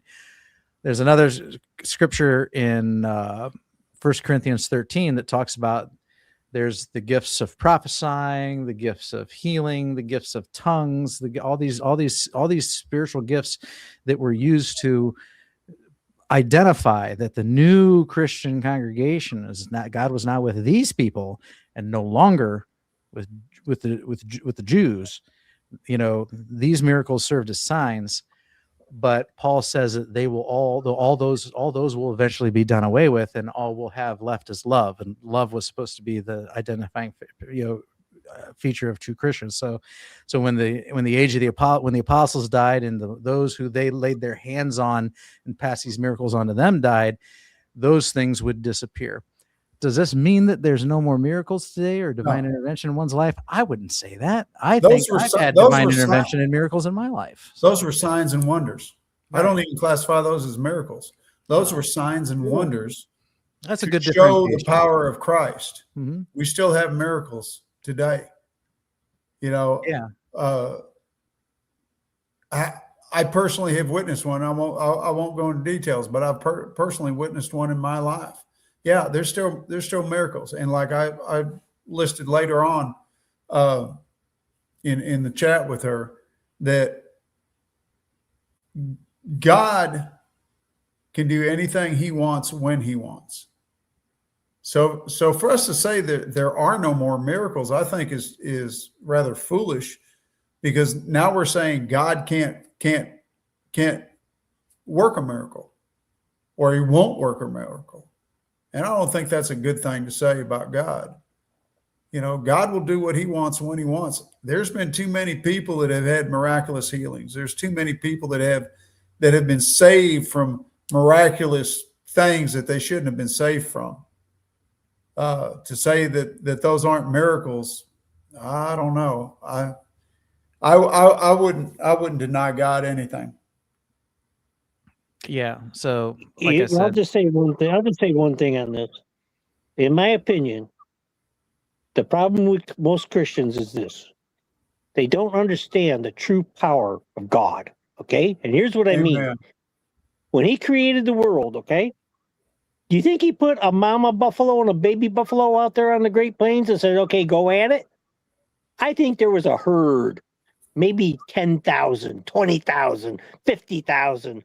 When he created the redwood forest, it was a forest. It wasn't little saplings 2 inches tall. Okay, in my opinion. And he created it with a word. And that's too much for people to comprehend. Okay. And that's why I think when you look at radiocarbon dating from a scientific standpoint, it's so wrong when you get to certain points. It's off because that carbon wasn't created in a natural way. It had a heavenly way of being created. That's just my 2 cents on it. all righty. But So there we go. So yeah. So of course, do we believe in miracles? Of course. Now, you know, miracles as in things that touch people's lives. You know, nothing like that. You know, something out of science fiction or something like that. You know, that's But yeah, I don't. That's why I said, what does she not mean? What does she mean? What do you mean? What does she mean when she says that? So again, my personal view is if someone thinks that they've had divine direction, angelic protection, or something like that happen in their lives, if they think they were in a situation and and God helped them through it, I wouldn't argue with it. I'm not in that position to tell someone what they experienced or not. So. Oh, and by the way, I do believe that eating carnivore is ethical. Oh yeah, our topic. Right. Oh my gosh, it's like 9:37. Okay. Actually, I went to a Bible study class once. I was in a Bible study class once, and they showed where it's okay to be a vegetarian. And I can't remember where the scriptural reference was. I'd have to do some research. But it is wrong to encourage vegetarianism. Okay? That was this guy's take on it. So let's actually touch on this for a bit. So our topic for tonight that we were going to get into, this is what I thought I'd talk about, is why the carnivore diet is the most ethical way to eat. Because most vegans and vegetarians, they will think it's unethical. And what reasons do they usually give for that? Usually has to do with what? Animals. Killing animals. Okay, so that's the number one actually point where they is absolutely incorrect. Okay, carnivore actually minimizes total animal deaths. So why do we say that? Because crop farming kills millions of insects, rodents, birds, and small mammals through the tillage, harvesting, and pesticide use that they spray on these crops to make these fields for corn and soy and everything. What do they call them? Cash crops? There's a name for them. Row crops. Yeah. So anyway, yeah, they destroy all these habitats, wipe out all these animals. And so they get all upset that, you killed a cow, but although one cow can feed you for a year, maybe even more, depending on who you are and your appetite. but yet they have no problem with destroying thousands upon thousands of animal life or insect life, little mammals and stuff, to clear out the land and grow these crops. So growing crops actually destroys many lives than, say, just eating a cow. So, and then we have regenerative ecosystems. So these rotational grazings helps rebuild the topsoil, sequesters carbon, boosts biodiversity, and restores grasslands. That doesn't happen with crop monoculture. What does that end up doing? That ends up depleting the soil and requires these chemicals. Again, we talked about pesticides, and also requires the use of machinery, and that machinery is going to produce much more carbon into the atmosphere than an existing cow does. It's just one of the most ridiculous things we ever hear, of course, about the environmental impact of cattle. Also, a regenerative carnivore diet uses the land wisely, because a lot of these lands are unsuitable for crops, especially if they've been destroyed, through monocropping, and they no longer have any good soil with vitamins and nutrients anymore. But the animals in turn can graze this land, drop their droppings on that, and restore the soil into nutrients dense food again. And then animals live natural, low stress lives before one quick, respectful end. And that is much more nicer than these other creatures who end up getting chopped up, by factory farms and other equipment, or slow deaths through poison and pesticides and glyphosate and things like that. So that's my Cliff's Notes version on it. You got anything else to add to that? Oh yeah. Let me hear tell you a story. Your big farm ag chemical companies. You know who I'm talking about, Dow, Monsanto, places like that. So if you're a farmer, you want to put insecticides on your farm, you have to have a permit. You have to pass a test, and it's very highly regulated, okay, what you can and cannot use. However, if you figure out how to put the pesticide with the seed in the planting, there's no regulations hardly, okay? Virtually none.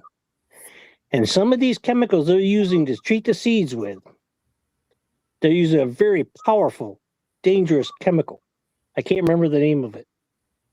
And now we have the fantastic lab ability to measure things down to parts per billion, even parts per trillion, in analyzing water. It only took 4 years of treating corn and soybeans with this thing.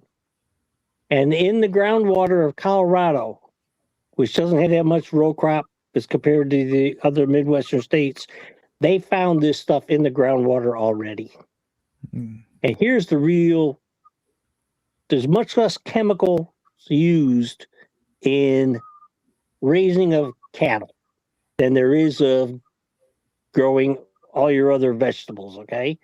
The pesticides, the insecticides, the herbicides, much less, much less. And these are the things that, a cow, thank God for the cow.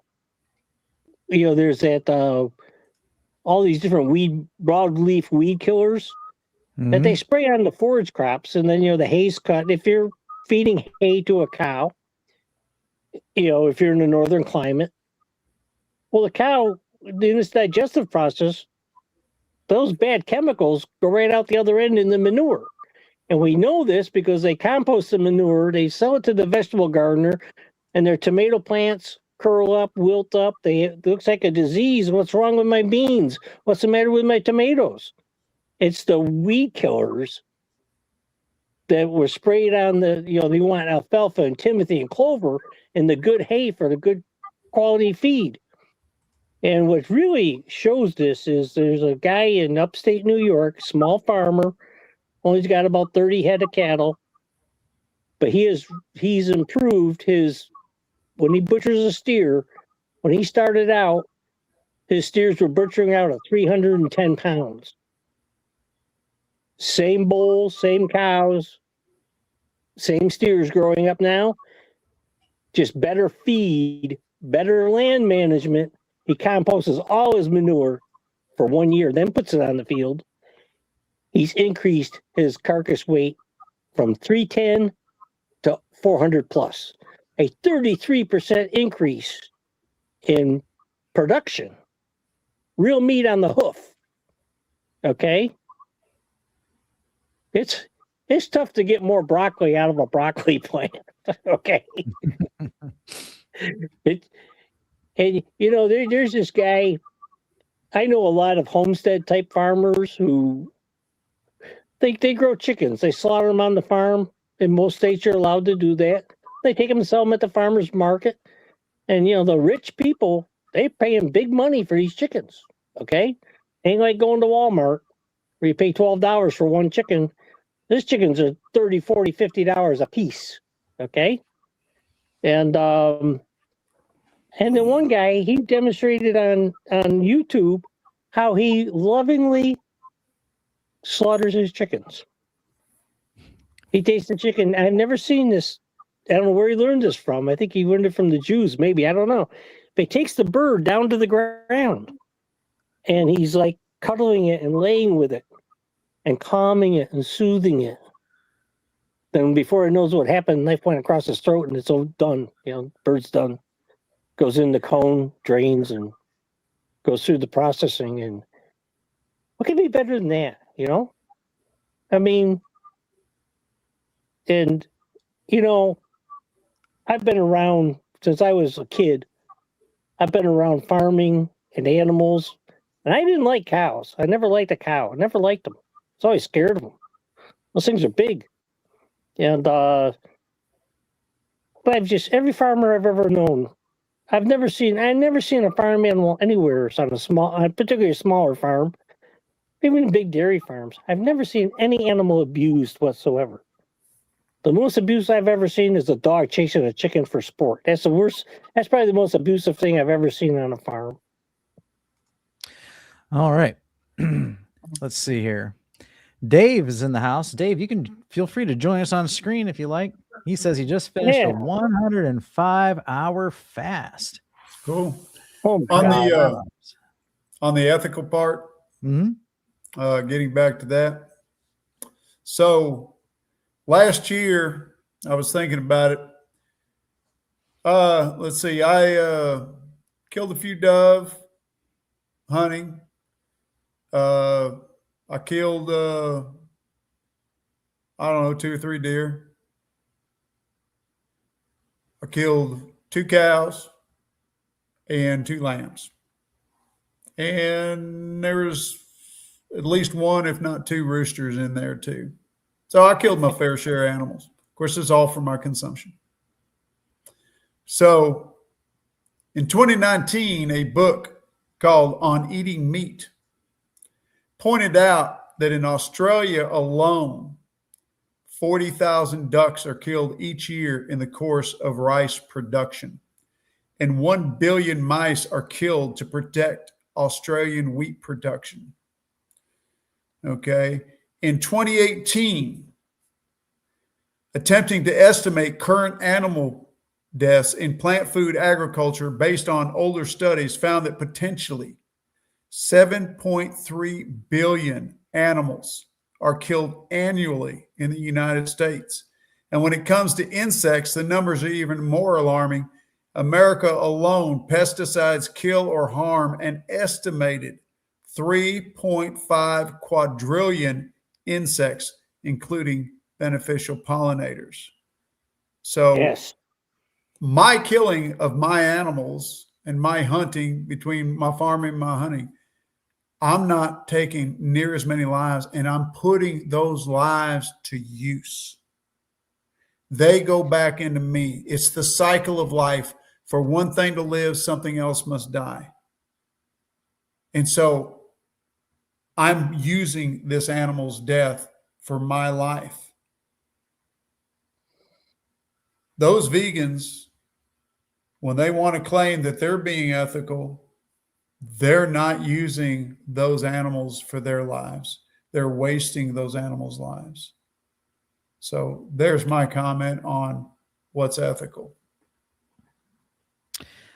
The Very cow was good. God's gift to man. It was a gift. That's how I look at it. The cow's God's gift to man. Yeah. Well, that's what they were put here for. Yeah. And you know, you've been around farming and ranching all your life. You know, I'm going to tell you right now, there's a reason why sheep and cattle and whatnot are so dumb. It's because it was meant to be eaten. And I tell them that all the time, every time they make me mad. Every time I call a cow stew, I said, this is why we eat you, because you're stupid. You know, just a little farmer humor there. Yeah. All right. Very good. So,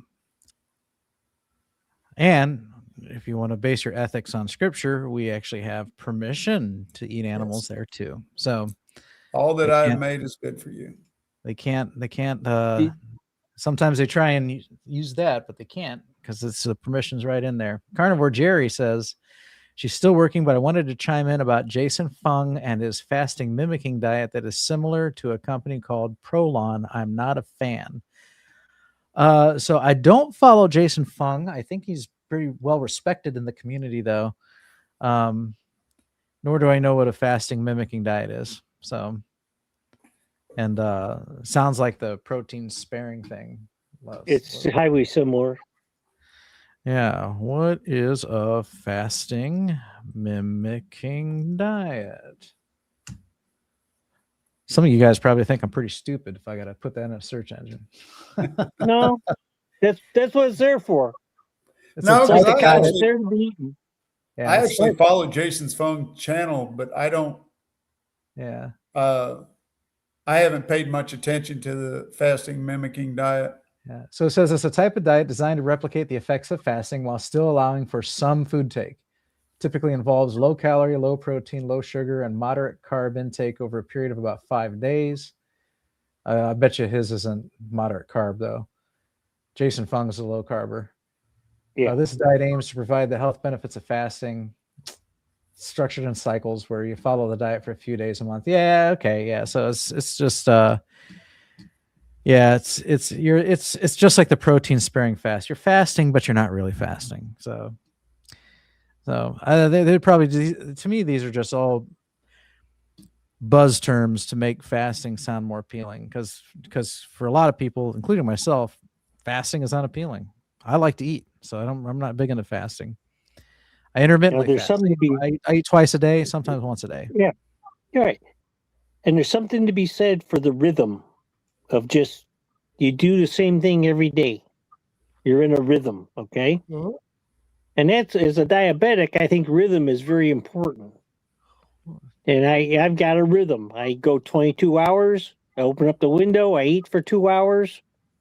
And then the window closes and I'm done. And if I were to fast for 48, 36, whatever hours, that interrupts that rhythm.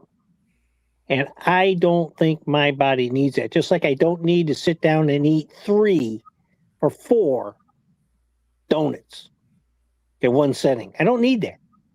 That would break the rhythm of my zero carb diet.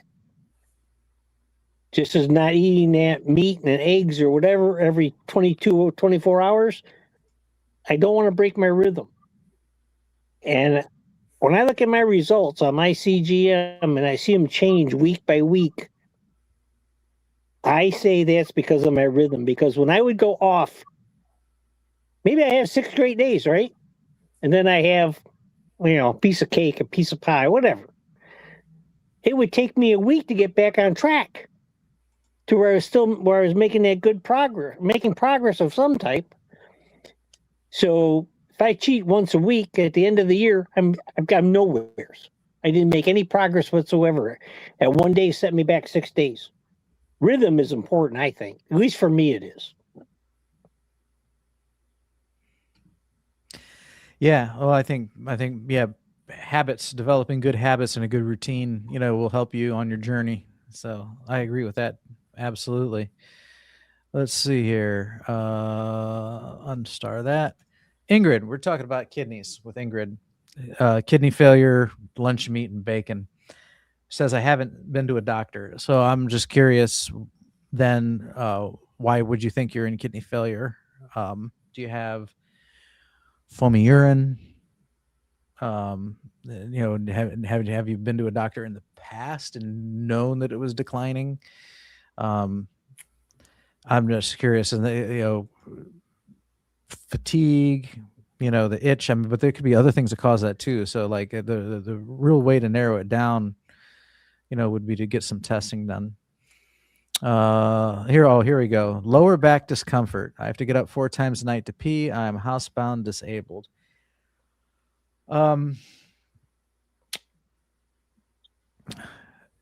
So I've never had lower back discomfort, and again, I'm stage 4/stage 5. I'm right on the border.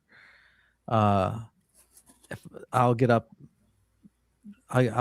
several times to pee if I'm drinking a lot. So like even sitting right now, I'm not. I usually drink a lot, but right now I'm not because I try not to get up during my broadcast here. Again, so there could be others. There could be other issues there too. You're housebound, disabled. Okay, so getting to a doctor could be a challenge, or getting to a lab, because you can actually order your own labs online, but you would still have to visit a lab to have your blood drawn and things like that too. But they'll come to your house, depending upon our medical plan. They'll come to the house and take it. Okay, that might be the case. I don't know. I've never been in a position where I had to have the service come to me. I didn't want to intrude on her privacy or anything, but based on maybe what insurance she's got, her age, what her medical coverage is, I get phone calls all the time. Can we come over and take your labs?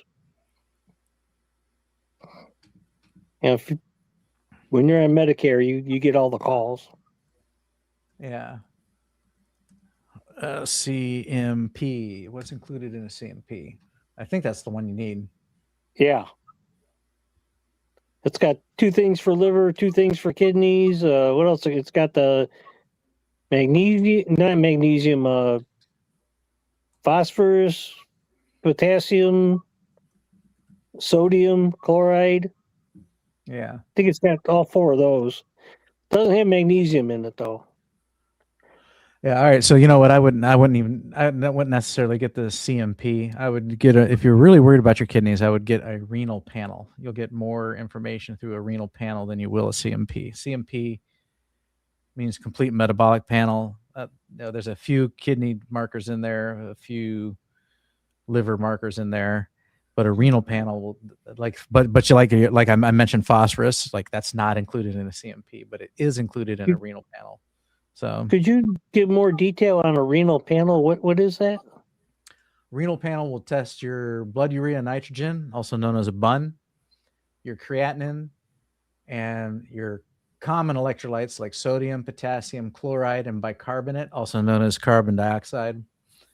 And then it'll calculate a GFR based on that creatinine, and it'll also test your calcium and your phosphorus. So the only thing that's really missing from the renal panel is magnesium, but you're probably fine on magnesium. So,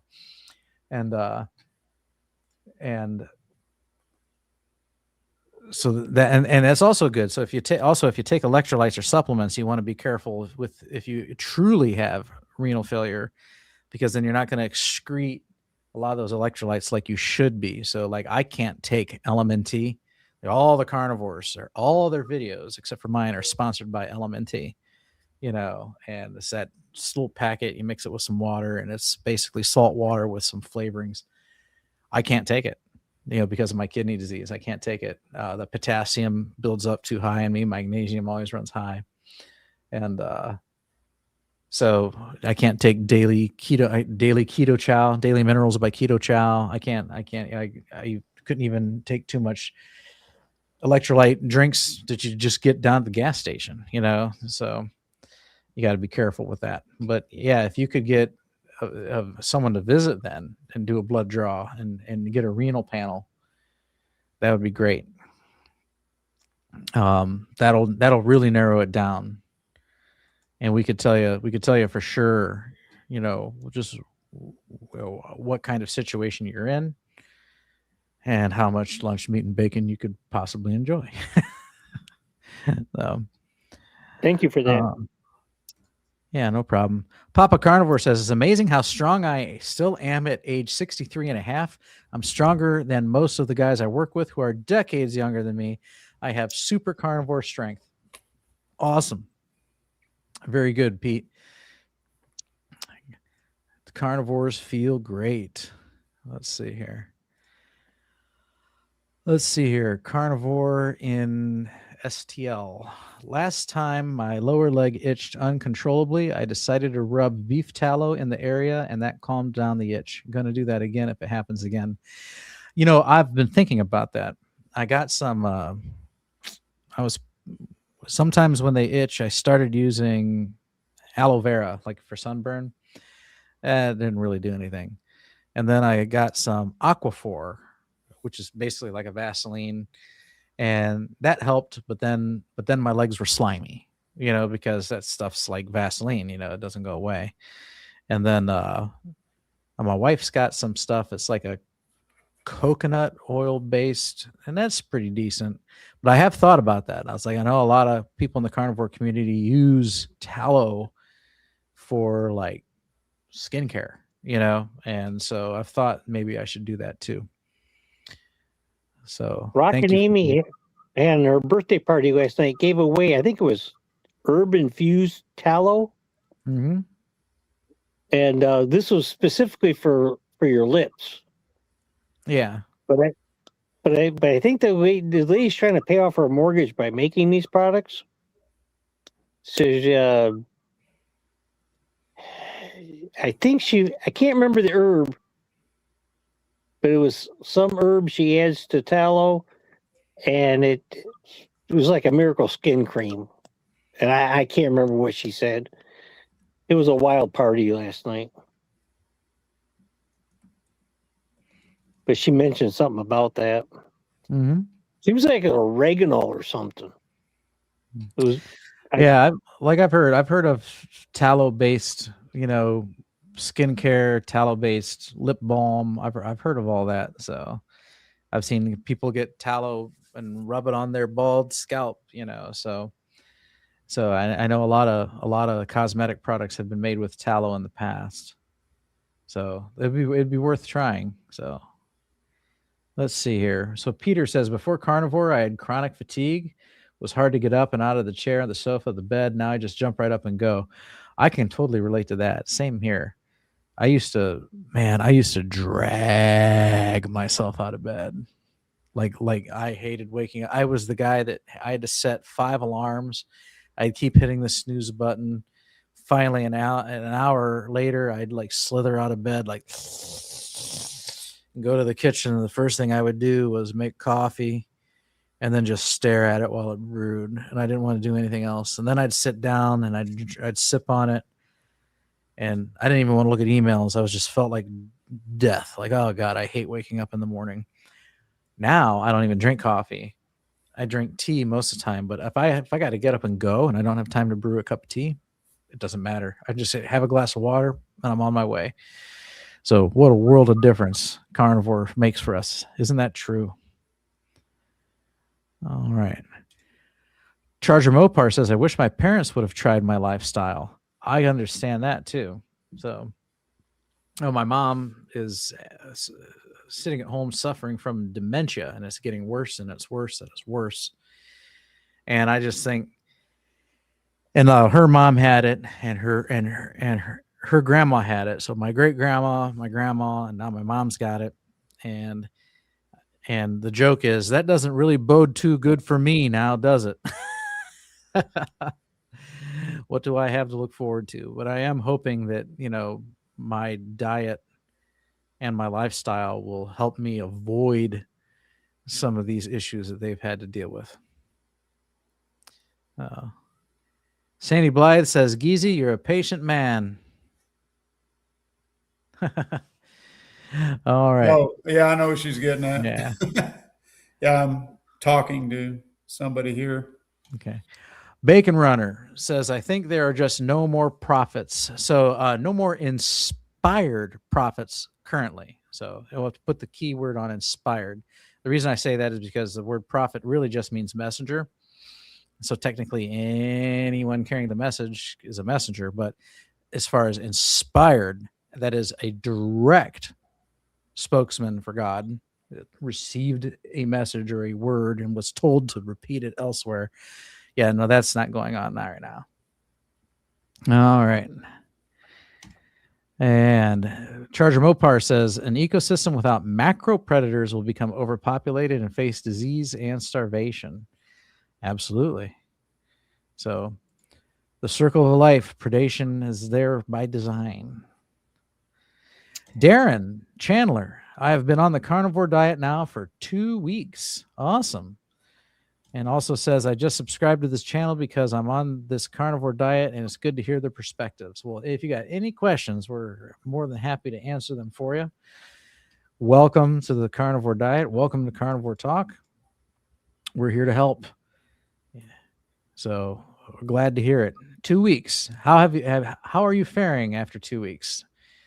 Are you seeing any results? Are you struggling with a little bit of the keto flu, or are you doing just fine? Darren also says, when I cook my steak in the air fryer, I put it on for about 10 to 11 minutes at 400 degrees and it comes out beautiful. So I've tried to air fry a steak once and it was terrible. I heard that you could take a steak from frozen to the air fryer, and I heard 8 minutes, and it was supposedly it would be medium with a nice sear, and mine tasted like a boot. I didn't like it at all. Has anybody else cooked steak in an air fryer with success? I don't even have Nope. one. Yep. I've been thinking about getting one though. Yeah, Save like your I have an money. air fryer. I make meatballs in the air fryer, and I'll warm things up in the air fryer. But I just have not been able to get a steak to cook in the air fryer. I got a 12-inch frying pan with a cover. Yeah, I'm cooking in cast iron right now, and actually, I want the weather to improve because I'd rather grill. So the cast iron does okay, but I'd rather grill. That's when I make the best steaks. I do most of my cooking outside. If it ain't, even my cast iron, I'll take it outside and use it outside, so it don't, smoke up the house or nothing, or splatter grease all over the stove. Amen. Sugaletli, I tell you what's unethical. All the division going on in this world, even between dieters. Amen. Yep. I get that. I get that. It- Ethical means, moral, adhering to a standard or something like that. And yeah, it's a problem.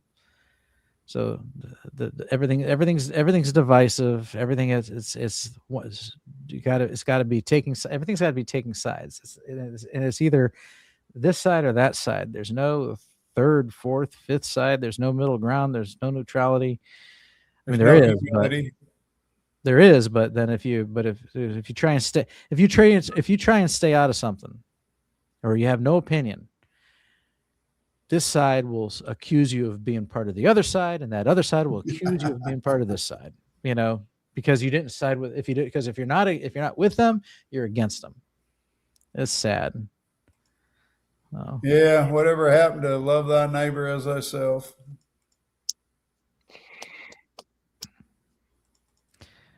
All right, let's see here.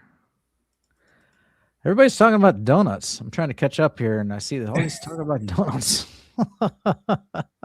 I didn't mean to start anything. What's all this donut talk? We turned that into duck food. Yeah,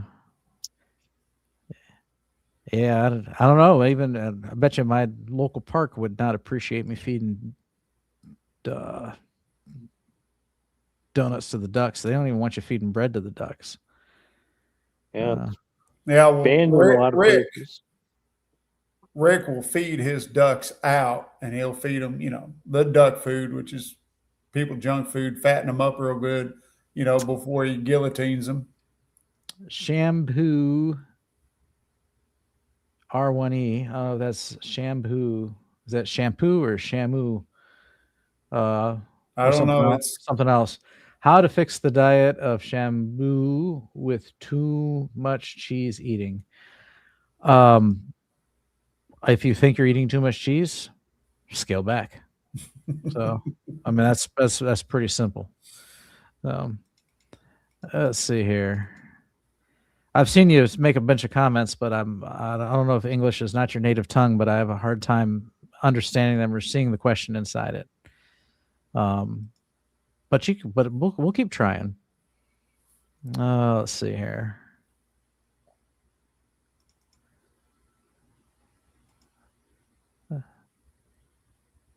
Feral Grandma, most kidney tests will have EGFR, cystatin C is more accurate.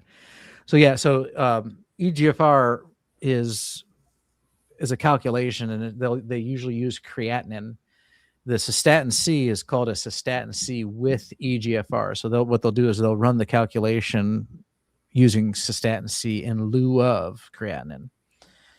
And yeah, that's more accurate. I would just start. I mean, if you're not, I would just start to see if you have kidney disease at all. The renal panel would probably be fine.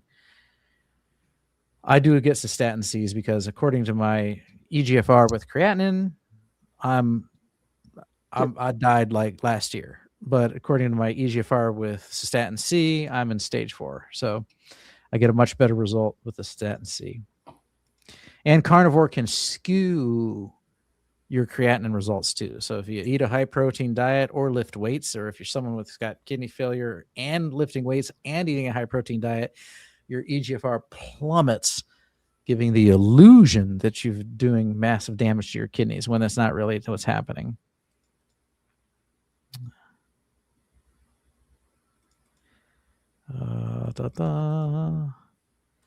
I used to have foamy urine. Okay. So that's usually a tall tale sign. That's one of the first things I've noticed is people or other people notice was like my urine was incredibly foamy. Maybe once or twice a year, for some reason, it'll be completely no foam at all. But usually, that's foam is a sign of protein leaking into the urine, protein that your kidneys is supposed to save and recycle back into your body, called albumin. If it ends up, if the kidneys aren't able to save it and it passes through the kidney into your bladder, that's what causes the bubbles. So that's usually a requirement to be considered having chronic kidney disease, is that there will be albumin in the urine, and with enough of it, the further stage along you are, the more albumin you'll have in there, and the more bubbles you're going to make. Well, what's the test they do with the urine sample? Does it have to do with your kidneys too? So you can get you can get your urine tested for protein, that albumin, and you get urine tested for creatinine. So, because you're supposed to be expelling the creatinine. So is that a better test, or just another test, or it's just another test? So and it's just a spot check. So like that's just a reading the moment you take that leak into the cup. A bit more accurate one would be a 24-hour urine collection.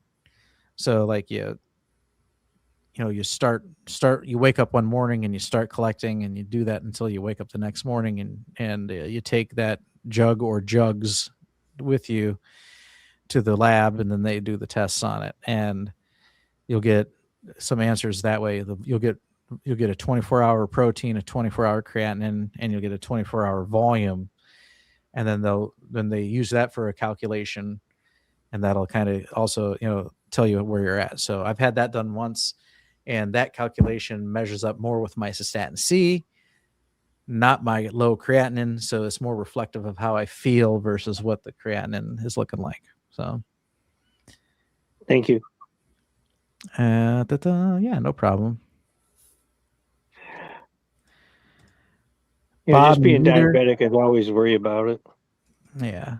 Yeah, because diabetes could lead to chronic kidney disease. If your sugars are running high all the time. So if you've been good up to this point, and now you're eating a carnivore diet, you'll probably be okay. So hypertension is another one. So and that also comes from eating too much sugar and carbs. Your blood pressure goes up, and the high blood pressure damages your kidneys. Element tea is expensive.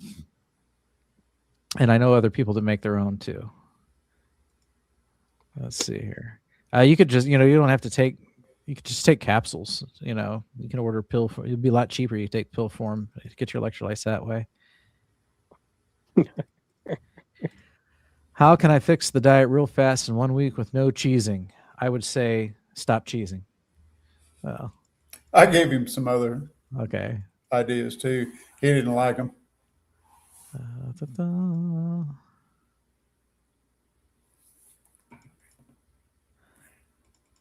And this is good advice. Cut out all sugar, cut out all grains, cut out all highly processed foods, stop eating fruits and vegetables, just eat meat, drink salt, eat meat, salt, and drink water only. So yeah, that is if you want to kickstart things, that is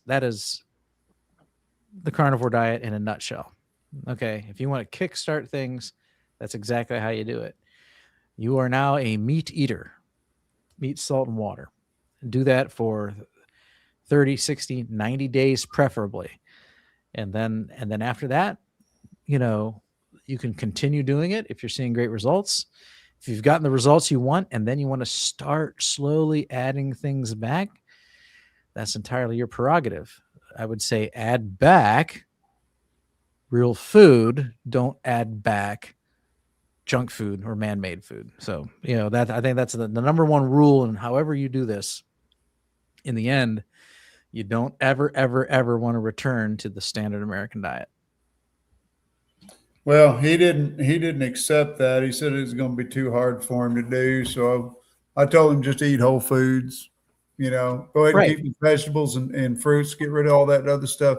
But the problem always goes back to what you're willing to do, not what you can do. It's what you're willing to do.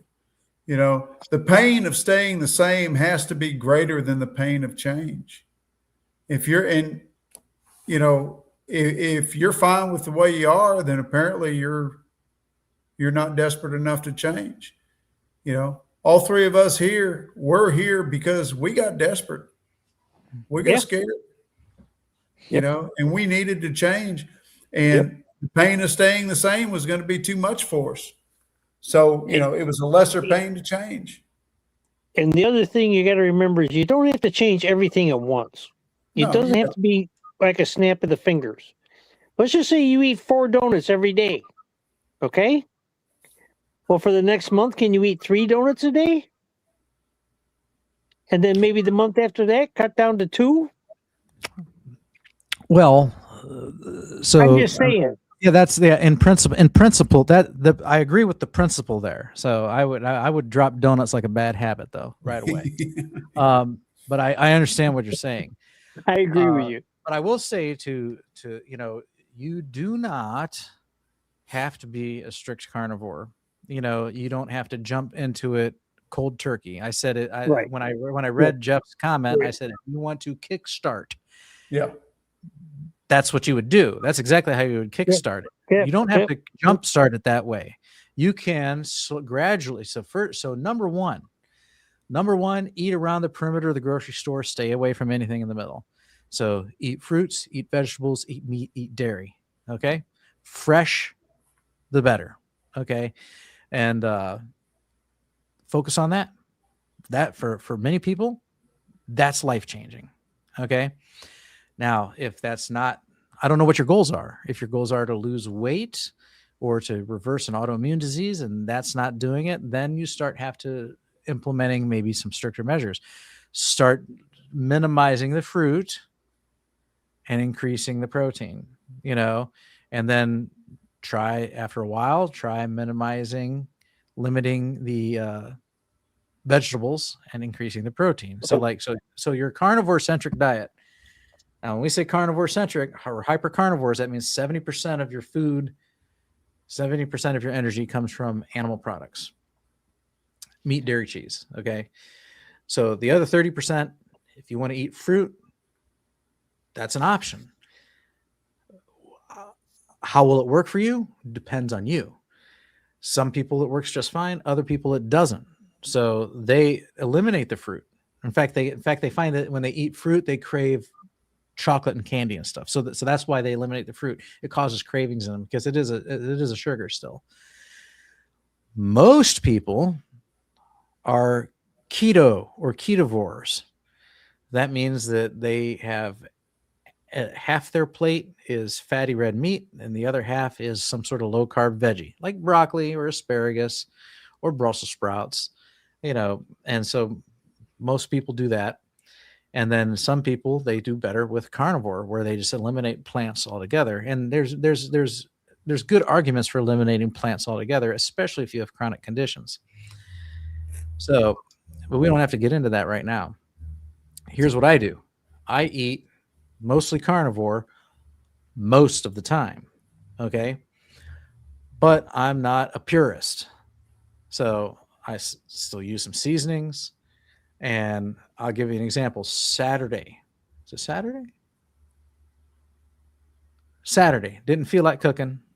Sunday's our grocery day. So everything I had was frozen. I didn't feel like getting out thawing it. Sunday's our grocery day when we go buy fresh stuff. So Saturday night, I decided to go to Longhorn Steakhouse. Okay. So at Longhorn Steakhouse, I had, it came with a salad and a side veggie. I ate it. I'm not dead.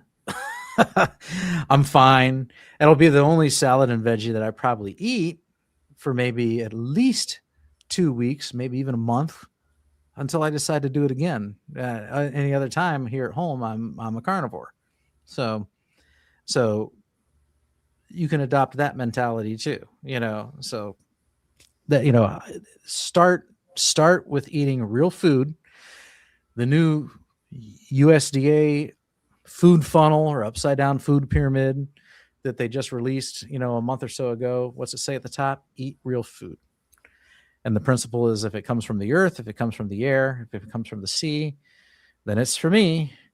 But if it comes from a factory or if it comes in a package and it can sit on the shelf for months and never go bad, and rats won't even eat it, then we shouldn't be eating it either. So that's my food philosophy. So I had a similar experience to yours Sunday. We decided to try this high-end restaurant up in Stephenville. And so we went there Sunday for brunch. It's all fancy, expensive and all that. And there was only about one thing on the menu I could eat, and that was a 3-cheese omelet. So I ordered that and a side of bacon, ridiculously priced. And they served the omelet, Lord knows why, with a salad. And they put the salad on a plate, and one of those lettuce leaves touched the omelet, and it didn't kill me. I didn't eat it, but it didn't kill me. Oh my God.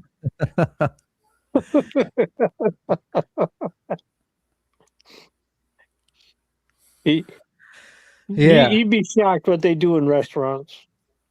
No, I wouldn't. I worked in one.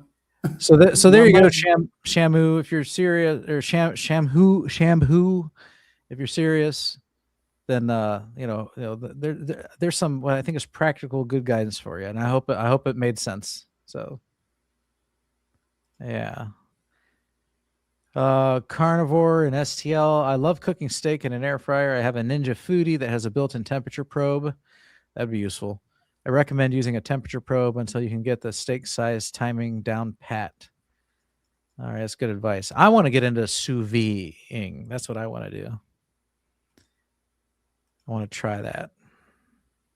There's a device I'm looking at called the Ninja Combi. That can do like 14. It like replaces 14 different things, and it can do a sous vide also.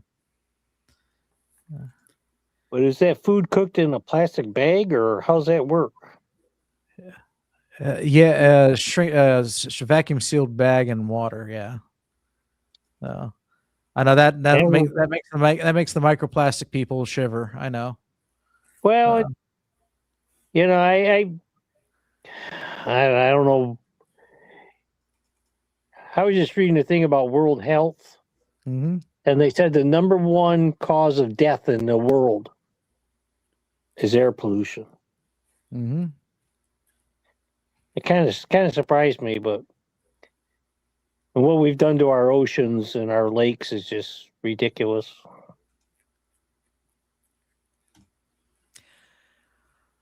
My Willie says I'm on a super high dose of statin as of last week because of my peripheral artery disease. Trust me, I do not want to take it.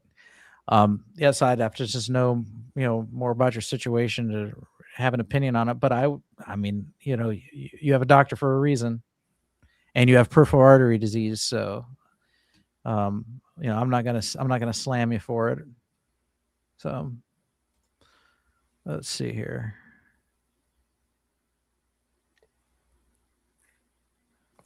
All right, I'm past all my starred comments here. 10:25. So we usually run between 10:30 and 11. If anybody wants to jump on screen, now's your chance. And as you can tell, we're casual. We're very casual. Shampoo, you could jump on and ask some questions. Yeah. Let's see here. Jamette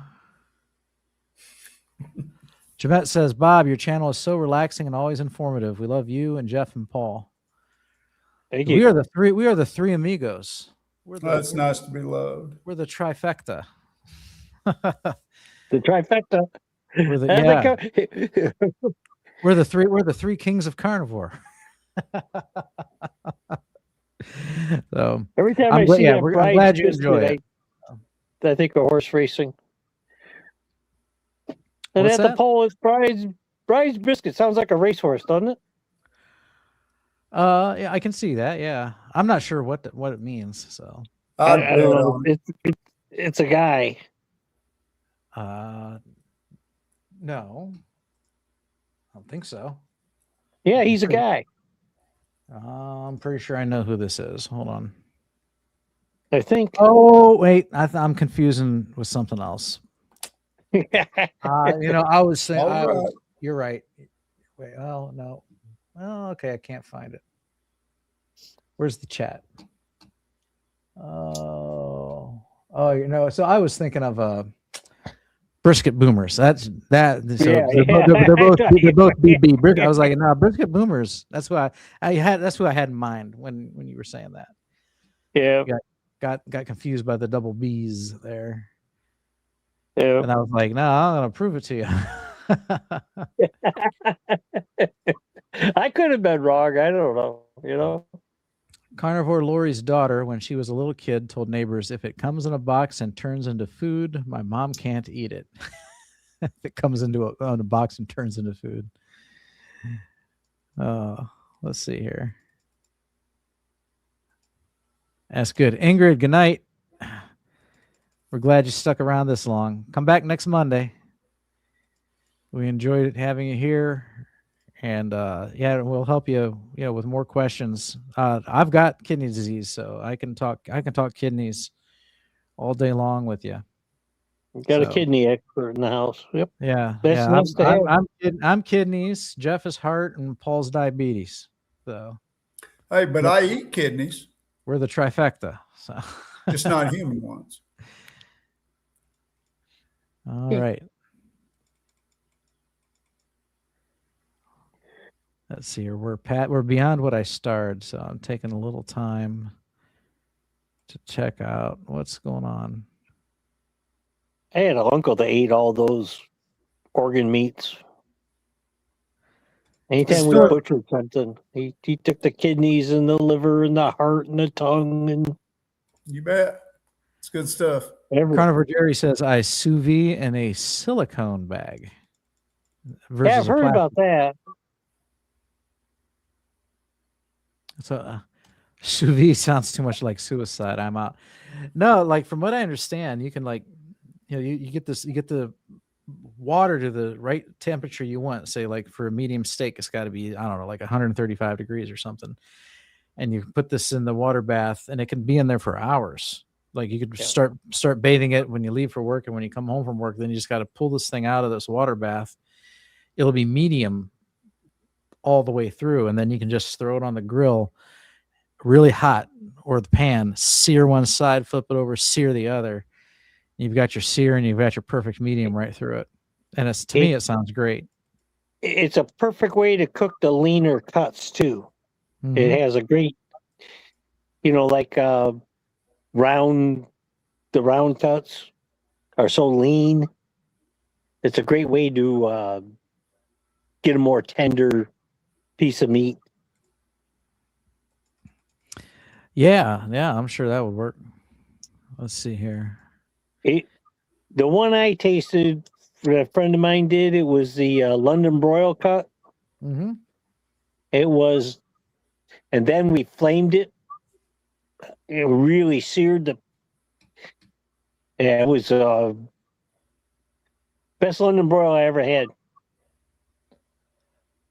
I just smoked a London broil this past week. I like mine garlicky and smoked. Sandy Blythe says Seabiscuit is a racing horse. That's probably why Bride's Biscuit sounds like a racing horse. Just, Yeah. And then Carnivore Jerry. Great racing horse. Carnivore Jerry says a bride's biscuit or bride cake is an archaic term for a wedding cake, traditionally a fruit cake or shortbread shared with guests to bring good luck. All right. Okay. And that basically brings us to the end of our comments. So now it's truly open mic. We could talk about anything now. We've talked about our topic and we've addressed everything in the chat. So what are your plans for the week ahead?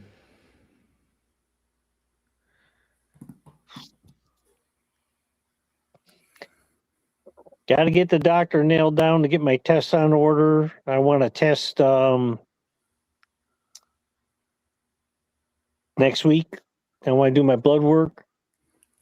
I'm going to be on I'm going to be with Rock and Amy on the 22nd. So a little less than 3 weeks. And I like to have all my numbers and chat with her. And then I go to the endocrinologist on Friday the 3rd.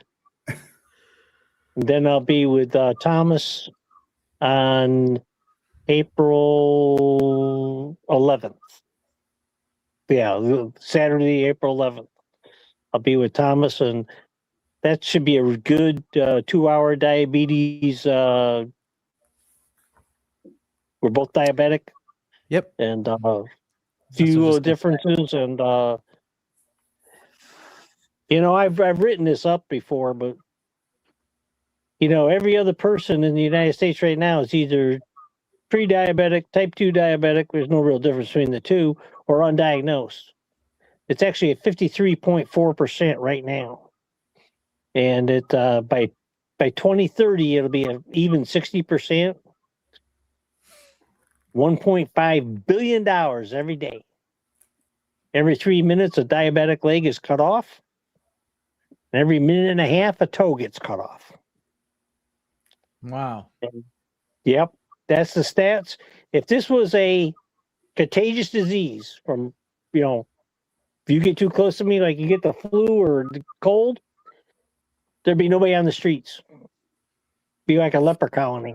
And we do absolutely nothing. And we feed. I worked in a nursing home down in North Carolina. Keep talking, I'll be back. They owned about 20 nursing homes throughout the state. And it was a in-between one. It wasn't the best, wasn't the worst. It was right in the middle. On a scale of 1 to 5, it was a 3, okay? If you were diabetic, and of course, they got your health chart. They know exactly what you are. And you're in the dining hall. And it's dessert time, okay? If you wanted dessert, you had to sign a waiver. You had to sign this sheet that you accepted a sugary dessert. They always had sugar-free Jell-O and maybe sugar-free cake or something for the diabetics. But if you wanted the real dessert, the real sugar bomb, you had to sign your name. And I'm sure it was some legal thing. I was in maintenance. I didn't get involved in it. But and you look at what these, you could say whatever you want to say about the new recommended food pyramid, right? Who's going to bear? Protein and fats cost more than cheap processed carbs. So you think the school's going to pick up that? I mean, school cafeterias, they pay those lunch ladies like minimum wage. Okay, they got nothing else to do and no place else to go. And you think they're going to start? And our government, we pay farmers not to grow stuff. We also buy the surplus. Okay. My dad was a head custodian of 1,300 kids in a school. That's how big his school was. 1,300 students. And one day a tractor trailer shows up from the United States Department of Agriculture. Got a shipment. Number 10 cans of peanuts, okay? Pallet after pallet after pallet. Peanut butter, pallet after number 10 cans of peanut butter, pallet after pallet after pallet. Okay? And I don't know. And this was back in the 70s. Yeah, my dad worked there from about 1973 on. And those cooks would take peanut butter.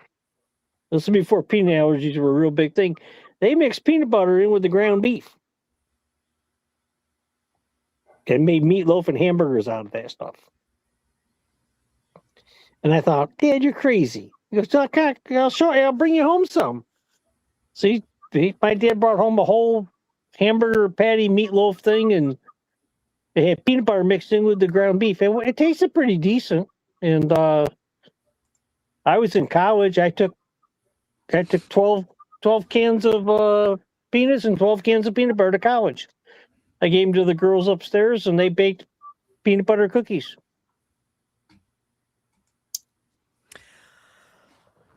All right. Let's see here. We just mentioned that. Carnivore and STL. Carnivore for 9 months, lion diet for 6 months, ground beef and chuck steaks, but yesterday and today tried slow cooking chuck roast for 8 hours. Wow, I'm doing this from now on.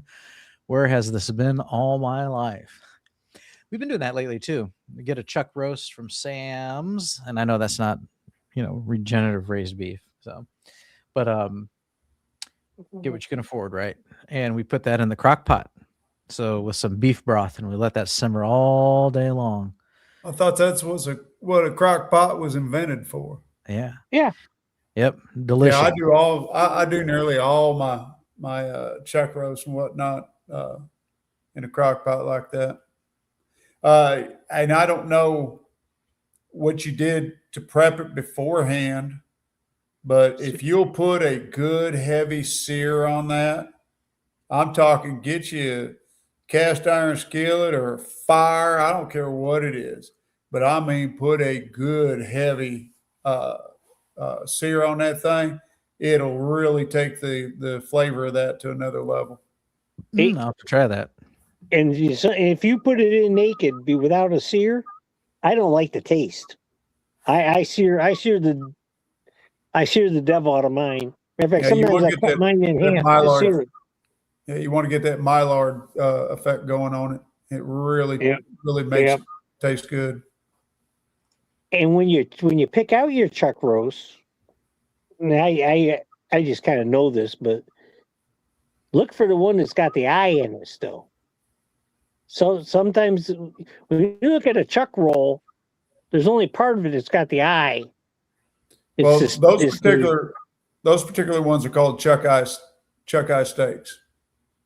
Yeah, but the eye is in the chuck roast sometimes. Yeah, but I mean that's what I'm saying. They're called chuck eye. Yeah. Because they've got the eye in them. Yeah. But if you got 40 chuck roasts sitting in the meat container there, some of them will have that eye and some of them won't. Yeah, Yep. that's how I pick mine out. All right. What about the war in Iran, or is that off topic? Everyone's talking about it. No politics. Yeah, I don't know. I I don't I know got much about it. opinions. But I think it was over quickly. So they went in and off with his head. Yep. So I don't know Don't anything mess about with. Don't mess with them. it. Oh. Yep. I don't know. So Hey, you were talking about miracles. I had a guy I worked with, and we both had young families. And he says, my in-laws have a place up on this lake in Vermont. It was about an hour and a half drive from where we lived. And he said, would you like to go? He says, we'll have running water. We'll have outdoor electric. He said, but we can't go in the cabin. We can just camp outside. It's okay. So we set a date and went up there, and well, unexpectedly, his in-laws showed up. He was a World War II veteran. And the kids were all in bed, just us adults sitting around the campfire. And he told the story of how he was drafted and went into World War II. Was on a troop ship to England, and then went through Normandy and all that good stuff. And he noticed when he got there, there was a yellow patch on his shoulder, and he couldn't get rid of it. A yellow patch, He'd take his clothes off, and he had his skin was yellow. It's like a light on it. And after a few battles, he realized he couldn't be shot. And the yellow was always there. And so when he came home from the war, he got on a ship, and they were waving by to England, and the ship was honking its horn, and he looked down at his shoulder, and it was normal again. Go figure. interesting. I didn't disbelieve the guy, and sometimes we make our own miracles. And this is how I look at some of the things in my life. The two most devastating things that ever happened to me. My mother died when I was 19. She died age 52. And I was going through college at the time, engineering degree, and I was just walking through life, just going through the motions. Kind of like almost waiting for something to happen, I had no motivation. I was doing okay in school, but my heart wasn't in it. I was in Buffalo, New York. I'm walking down Main Street, and I look up. There's my mother coming right at me down Main Street like a Thanksgiving Day parade float.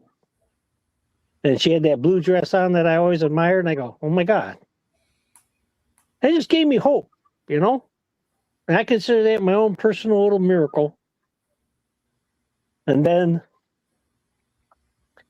you know about my son lost his leg to cancer when he was 12 years old. And I couldn't believe when somebody took me aside and told me how deadly this thing was. I'm like, huh? And doctor said, what we're hoping for is where we cut his leg off, then we're going to take that leg and put it up on the saw. We're going to cut it every centimeter, 3/8 of an inch. I'm going to take all those slices of his leg. We're going to go in there and look for the cancer at the bone. And we hope we get 2 inches margin of safety from where we cut to where we find the first spot of cancer. And these doctors that we were dealing with, they don't have much success. 90% of the people die in the first year. And so we're in the doctor's office. This is like 6 months after we cut his leg off. And all these crazy things happened that they didn't get this pathology stuff done to evaluate the leg. And they finally got it done. Doctor comes in, he's all excited, smiling and laughing, and slapping another doctor on the back. And I go, what the hell's going on? And they go, 5 inches. Got 5 inches. Hoping for 2, got 5. He made it. And couldn't happen to a nicer guy. All right. Well, that was good news. Yeah, and He's giving it all back over and over and over. And last year he calls me up. He's crying. I can't remember my son ever crying. And I go, what's the matter? He says, she's 11. Her birthday's next week. I go, who are you talking about? He goes, I'm making a leg for this girl. She had the same cancer I had. He said, I've been crying all day long. He goes, I can't stop. I said, why don't you go talk to your boss? He's a really nice guy, you know?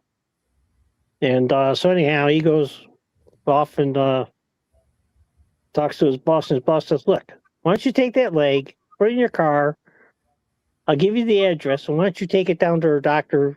She's coming in tomorrow for the fitting, okay? Why don't you go deliver it, you know? So he did. And they had a good time. So he's kind of a wild thing. And okay.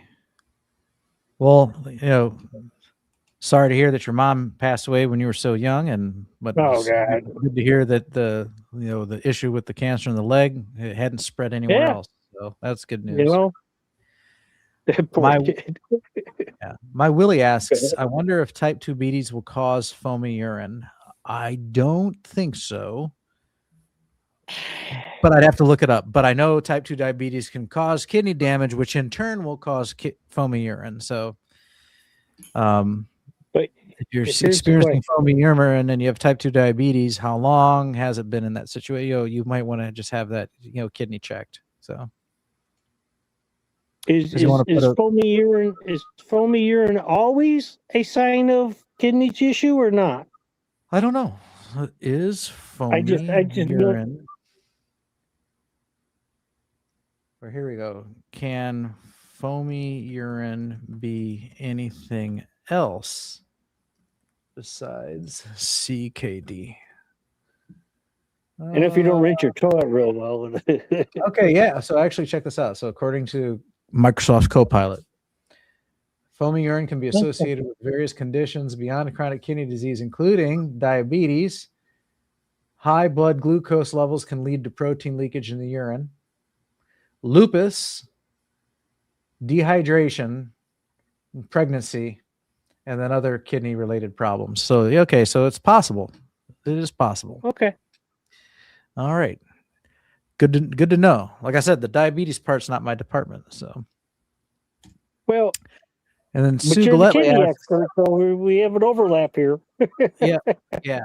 Well, the most common causes of kidney disease are diabetes, hypertension, and the abuse of NSAIDs, non-steroidal anti-inflammatory drugs.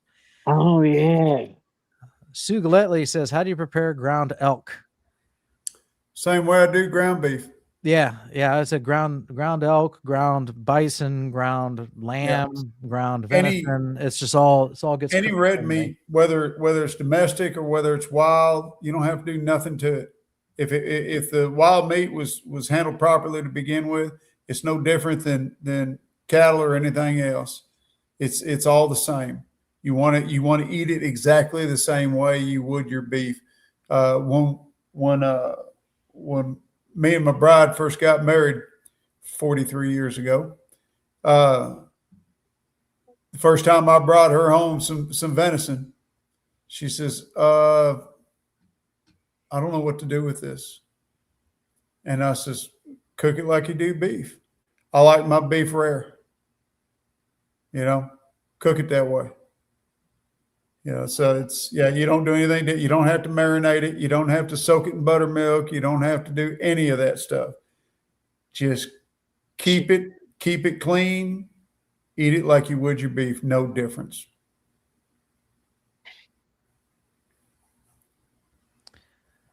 Very good.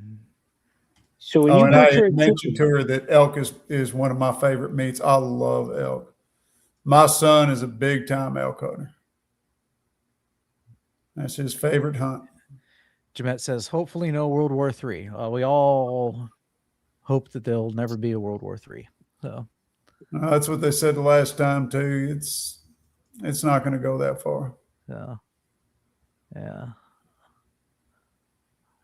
Who knows? I thought the Russia and Ukraine thing was going to blow into something much more significant than it has, and it's just kind of just pitter pattered along.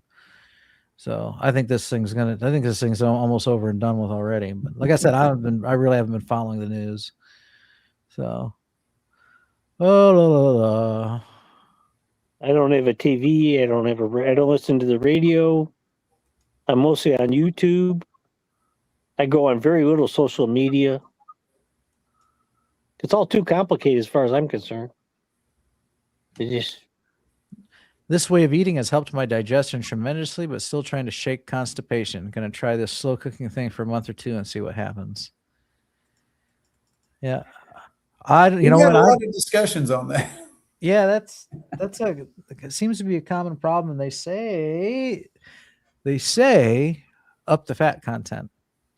So I particularly used to have ulcerative colitis. So, I don't mind the constipation. In fact, I'm not even sure if a lot of people that say that, I don't think they have that. I think some people are just used to going, 2 to 4 times a day. And then they switch to a carnivore diet. Now they're going 2 times a week, maybe. And it's and initially it's unusual for them, because their body clock says, "Yo, time to go sit down." You go sit down, nothing happens. But I think after some adjustment, then you get to this whole twice a week thing. You're like, oh yeah, I'm cool with that. So I think when you're on carnivore, your bowel movement also has a little different feel to it. At least for me, it did.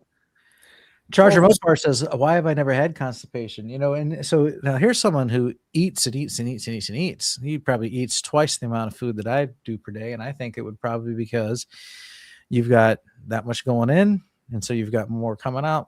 I think a lot of people that have constipation, they go on a diet and they're trying carnivore. They could be fat phobic because, again, they were brainwashed by the American standard diet saying that fat was bad for you. So they're skimping on the fat.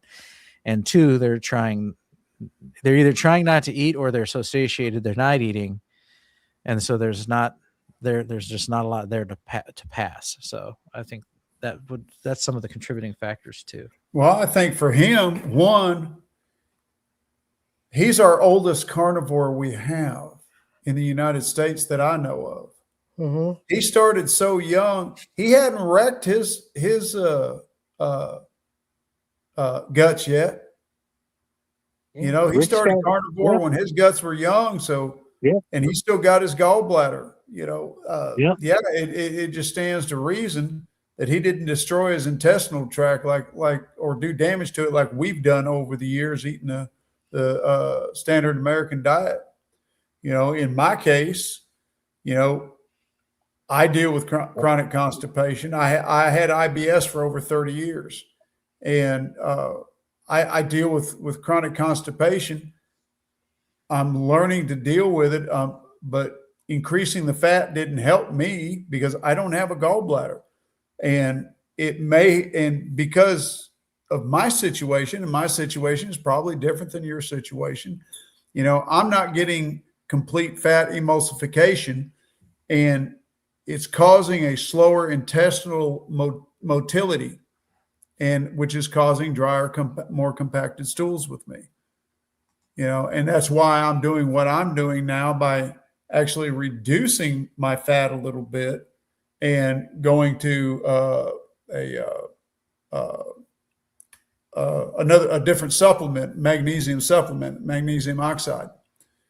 And I'm going to see how that works. For some people, magnesium citrate works well. And I've been taking magnesium citrate, and it's helping, but it isn't doing what I want it to do. So I'm going to try the magnesium oxide, see if that helps. But it's one of those things that if everything else in your life is normal as far as your gallbladder and stuff like that, then I would recommend going with more fat. And I've been told that there's a difference between liquefied fat and solid fats, and that liquefied fats can run right through you, whereas the solid fats are better retained by the body. So, think about that. Weigh your options, do one exclusively and see what happens. And then if you're not getting your results, try it the other way and see what happens. But I would definitely increase my fat intake if everything else in your life is normal, if you're not a freak like me. Jeanette says, when I first did carnivore, I couldn't go for a week or more. That was scary, but I got past it. Yeah, no, I think the longest I went was like 9 days. 14 days. I did 9. 14 days for me. And I did, and around day 7, 8, and 9, I did start to get a little concerned. What's weird is at 14 days, I didn't feel bad. Mm-hmm. I didn't feel compacted. I didn't feel bad. And that was early on in my carnivore. Back when you and me first got together and started talking on carnivore. That was within the first 6 weeks. Yeah. Because I was it was either rock hard like gravel or it was running like the bathroom faucet. It was one or the other. And during one of the lulls, the 9 days went by before I had a bowel movement. But once I fat adapted or adapted to the carnivore diet, like I said, every 2 or 3 days, and I'm good. So, and and it could still be one or the other, just I think depending on what I eat or how I'm feeling, so usually if it's, if I gotta go, obviously, but most of the time it's just like I can be up at work. I can be at work and I can just sense that, oh, you know what? Today's the day. I know what I'm doing when I get home in 8 hours. It's not like an emergency. Jeanette says the magnesium citrate works. It did for me anyway.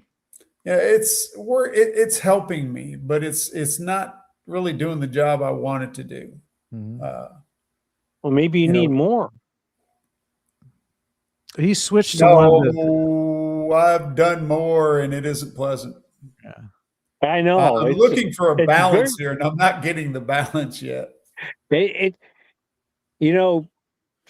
said the worst thing you can happen to your colon is have, as you go down through the colon, you got a hard spot, soupy, hard, soupy. He said that's the worst thing for you. But I don't know what type of magnesium is in milk of magnesia. I don't know, but he was suggesting that. Okay, for somebody, I don't know who. I wasn't really paying close attention to it, but I know milk of magnesia is a good source of magnesium if you're looking for magnesium, but I don't know what kind it is.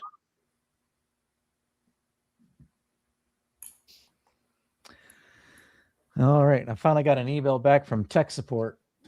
So the forum was infected with malware. So we're currently running a malware scanner to remove the malware, and then we're going to actually reinstall the software. And I'll probably have to do that tomorrow. So Carnivore Talk's going to be down for another probably 20 hours because I'm not going to do that tonight.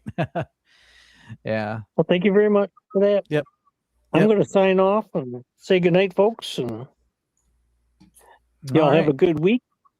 And may your carnivore journey be blessed.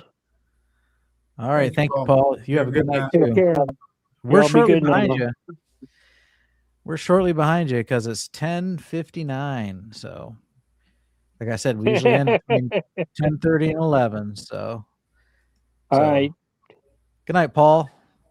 Take care now. Last look at comments here. Nothing is worse than being on the standard American diet and being in construction when there is usually not a bathroom facility, only maybe a porta potty, and the illegals all have diarrhea. Yeah. Or like it's 0 degrees. So yeah, that's the porta potty here. You go outside and it's been 0 degrees, -2. It's a little chilly. So that's why I'm kind of glad that I can wait till I get home.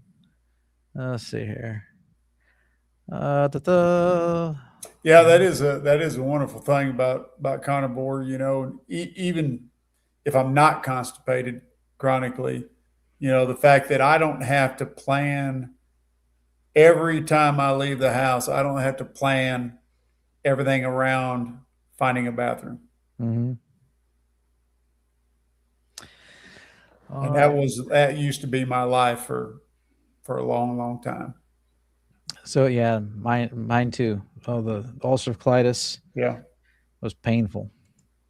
So once you log off, I can clap my light off. He's got the clapper. Nice. And then we got Sandy Blythe that says, I'm gone too. Good night. Thanks, Bob, Jeff, and Paul. Good night, darling. Y'all have a good one. Yeah. And we are going to call it here. So it's time to go down, see if the wife is still awake. She's she's kind enough to let me have the Monday nights here, and she has also given me permission to do some of this on Saturdays. So I'm going to start up interviews on Saturdays, probably 5 o'clock, maybe 6 o'clock, but it's going to be maybe 2 or 3 Saturdays from now, because my first order of business is to catch up my business books, because I have to file my corporate taxes by the middle of March.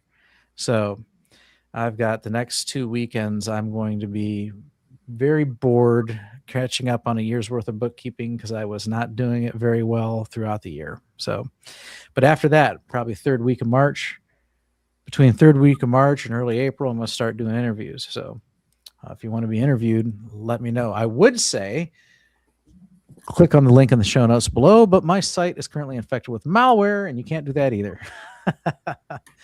So if you're interested, you can email me at bob@carnivoretalk.com. Carnivoretalk.com will return sometime this week when I can have the time to get in there and clean it up, reinstall the software, change all my passwords and all that other stuff, because something obviously got leaked. So yeehaw. So all right, that's that. So thank you, all of you who are joined us in the comments. Thank you, Jeff and Paul, for being on screen, and we look forward to seeing you next Monday. Have a good night, everybody. We love you. Take care. Good night, y'all.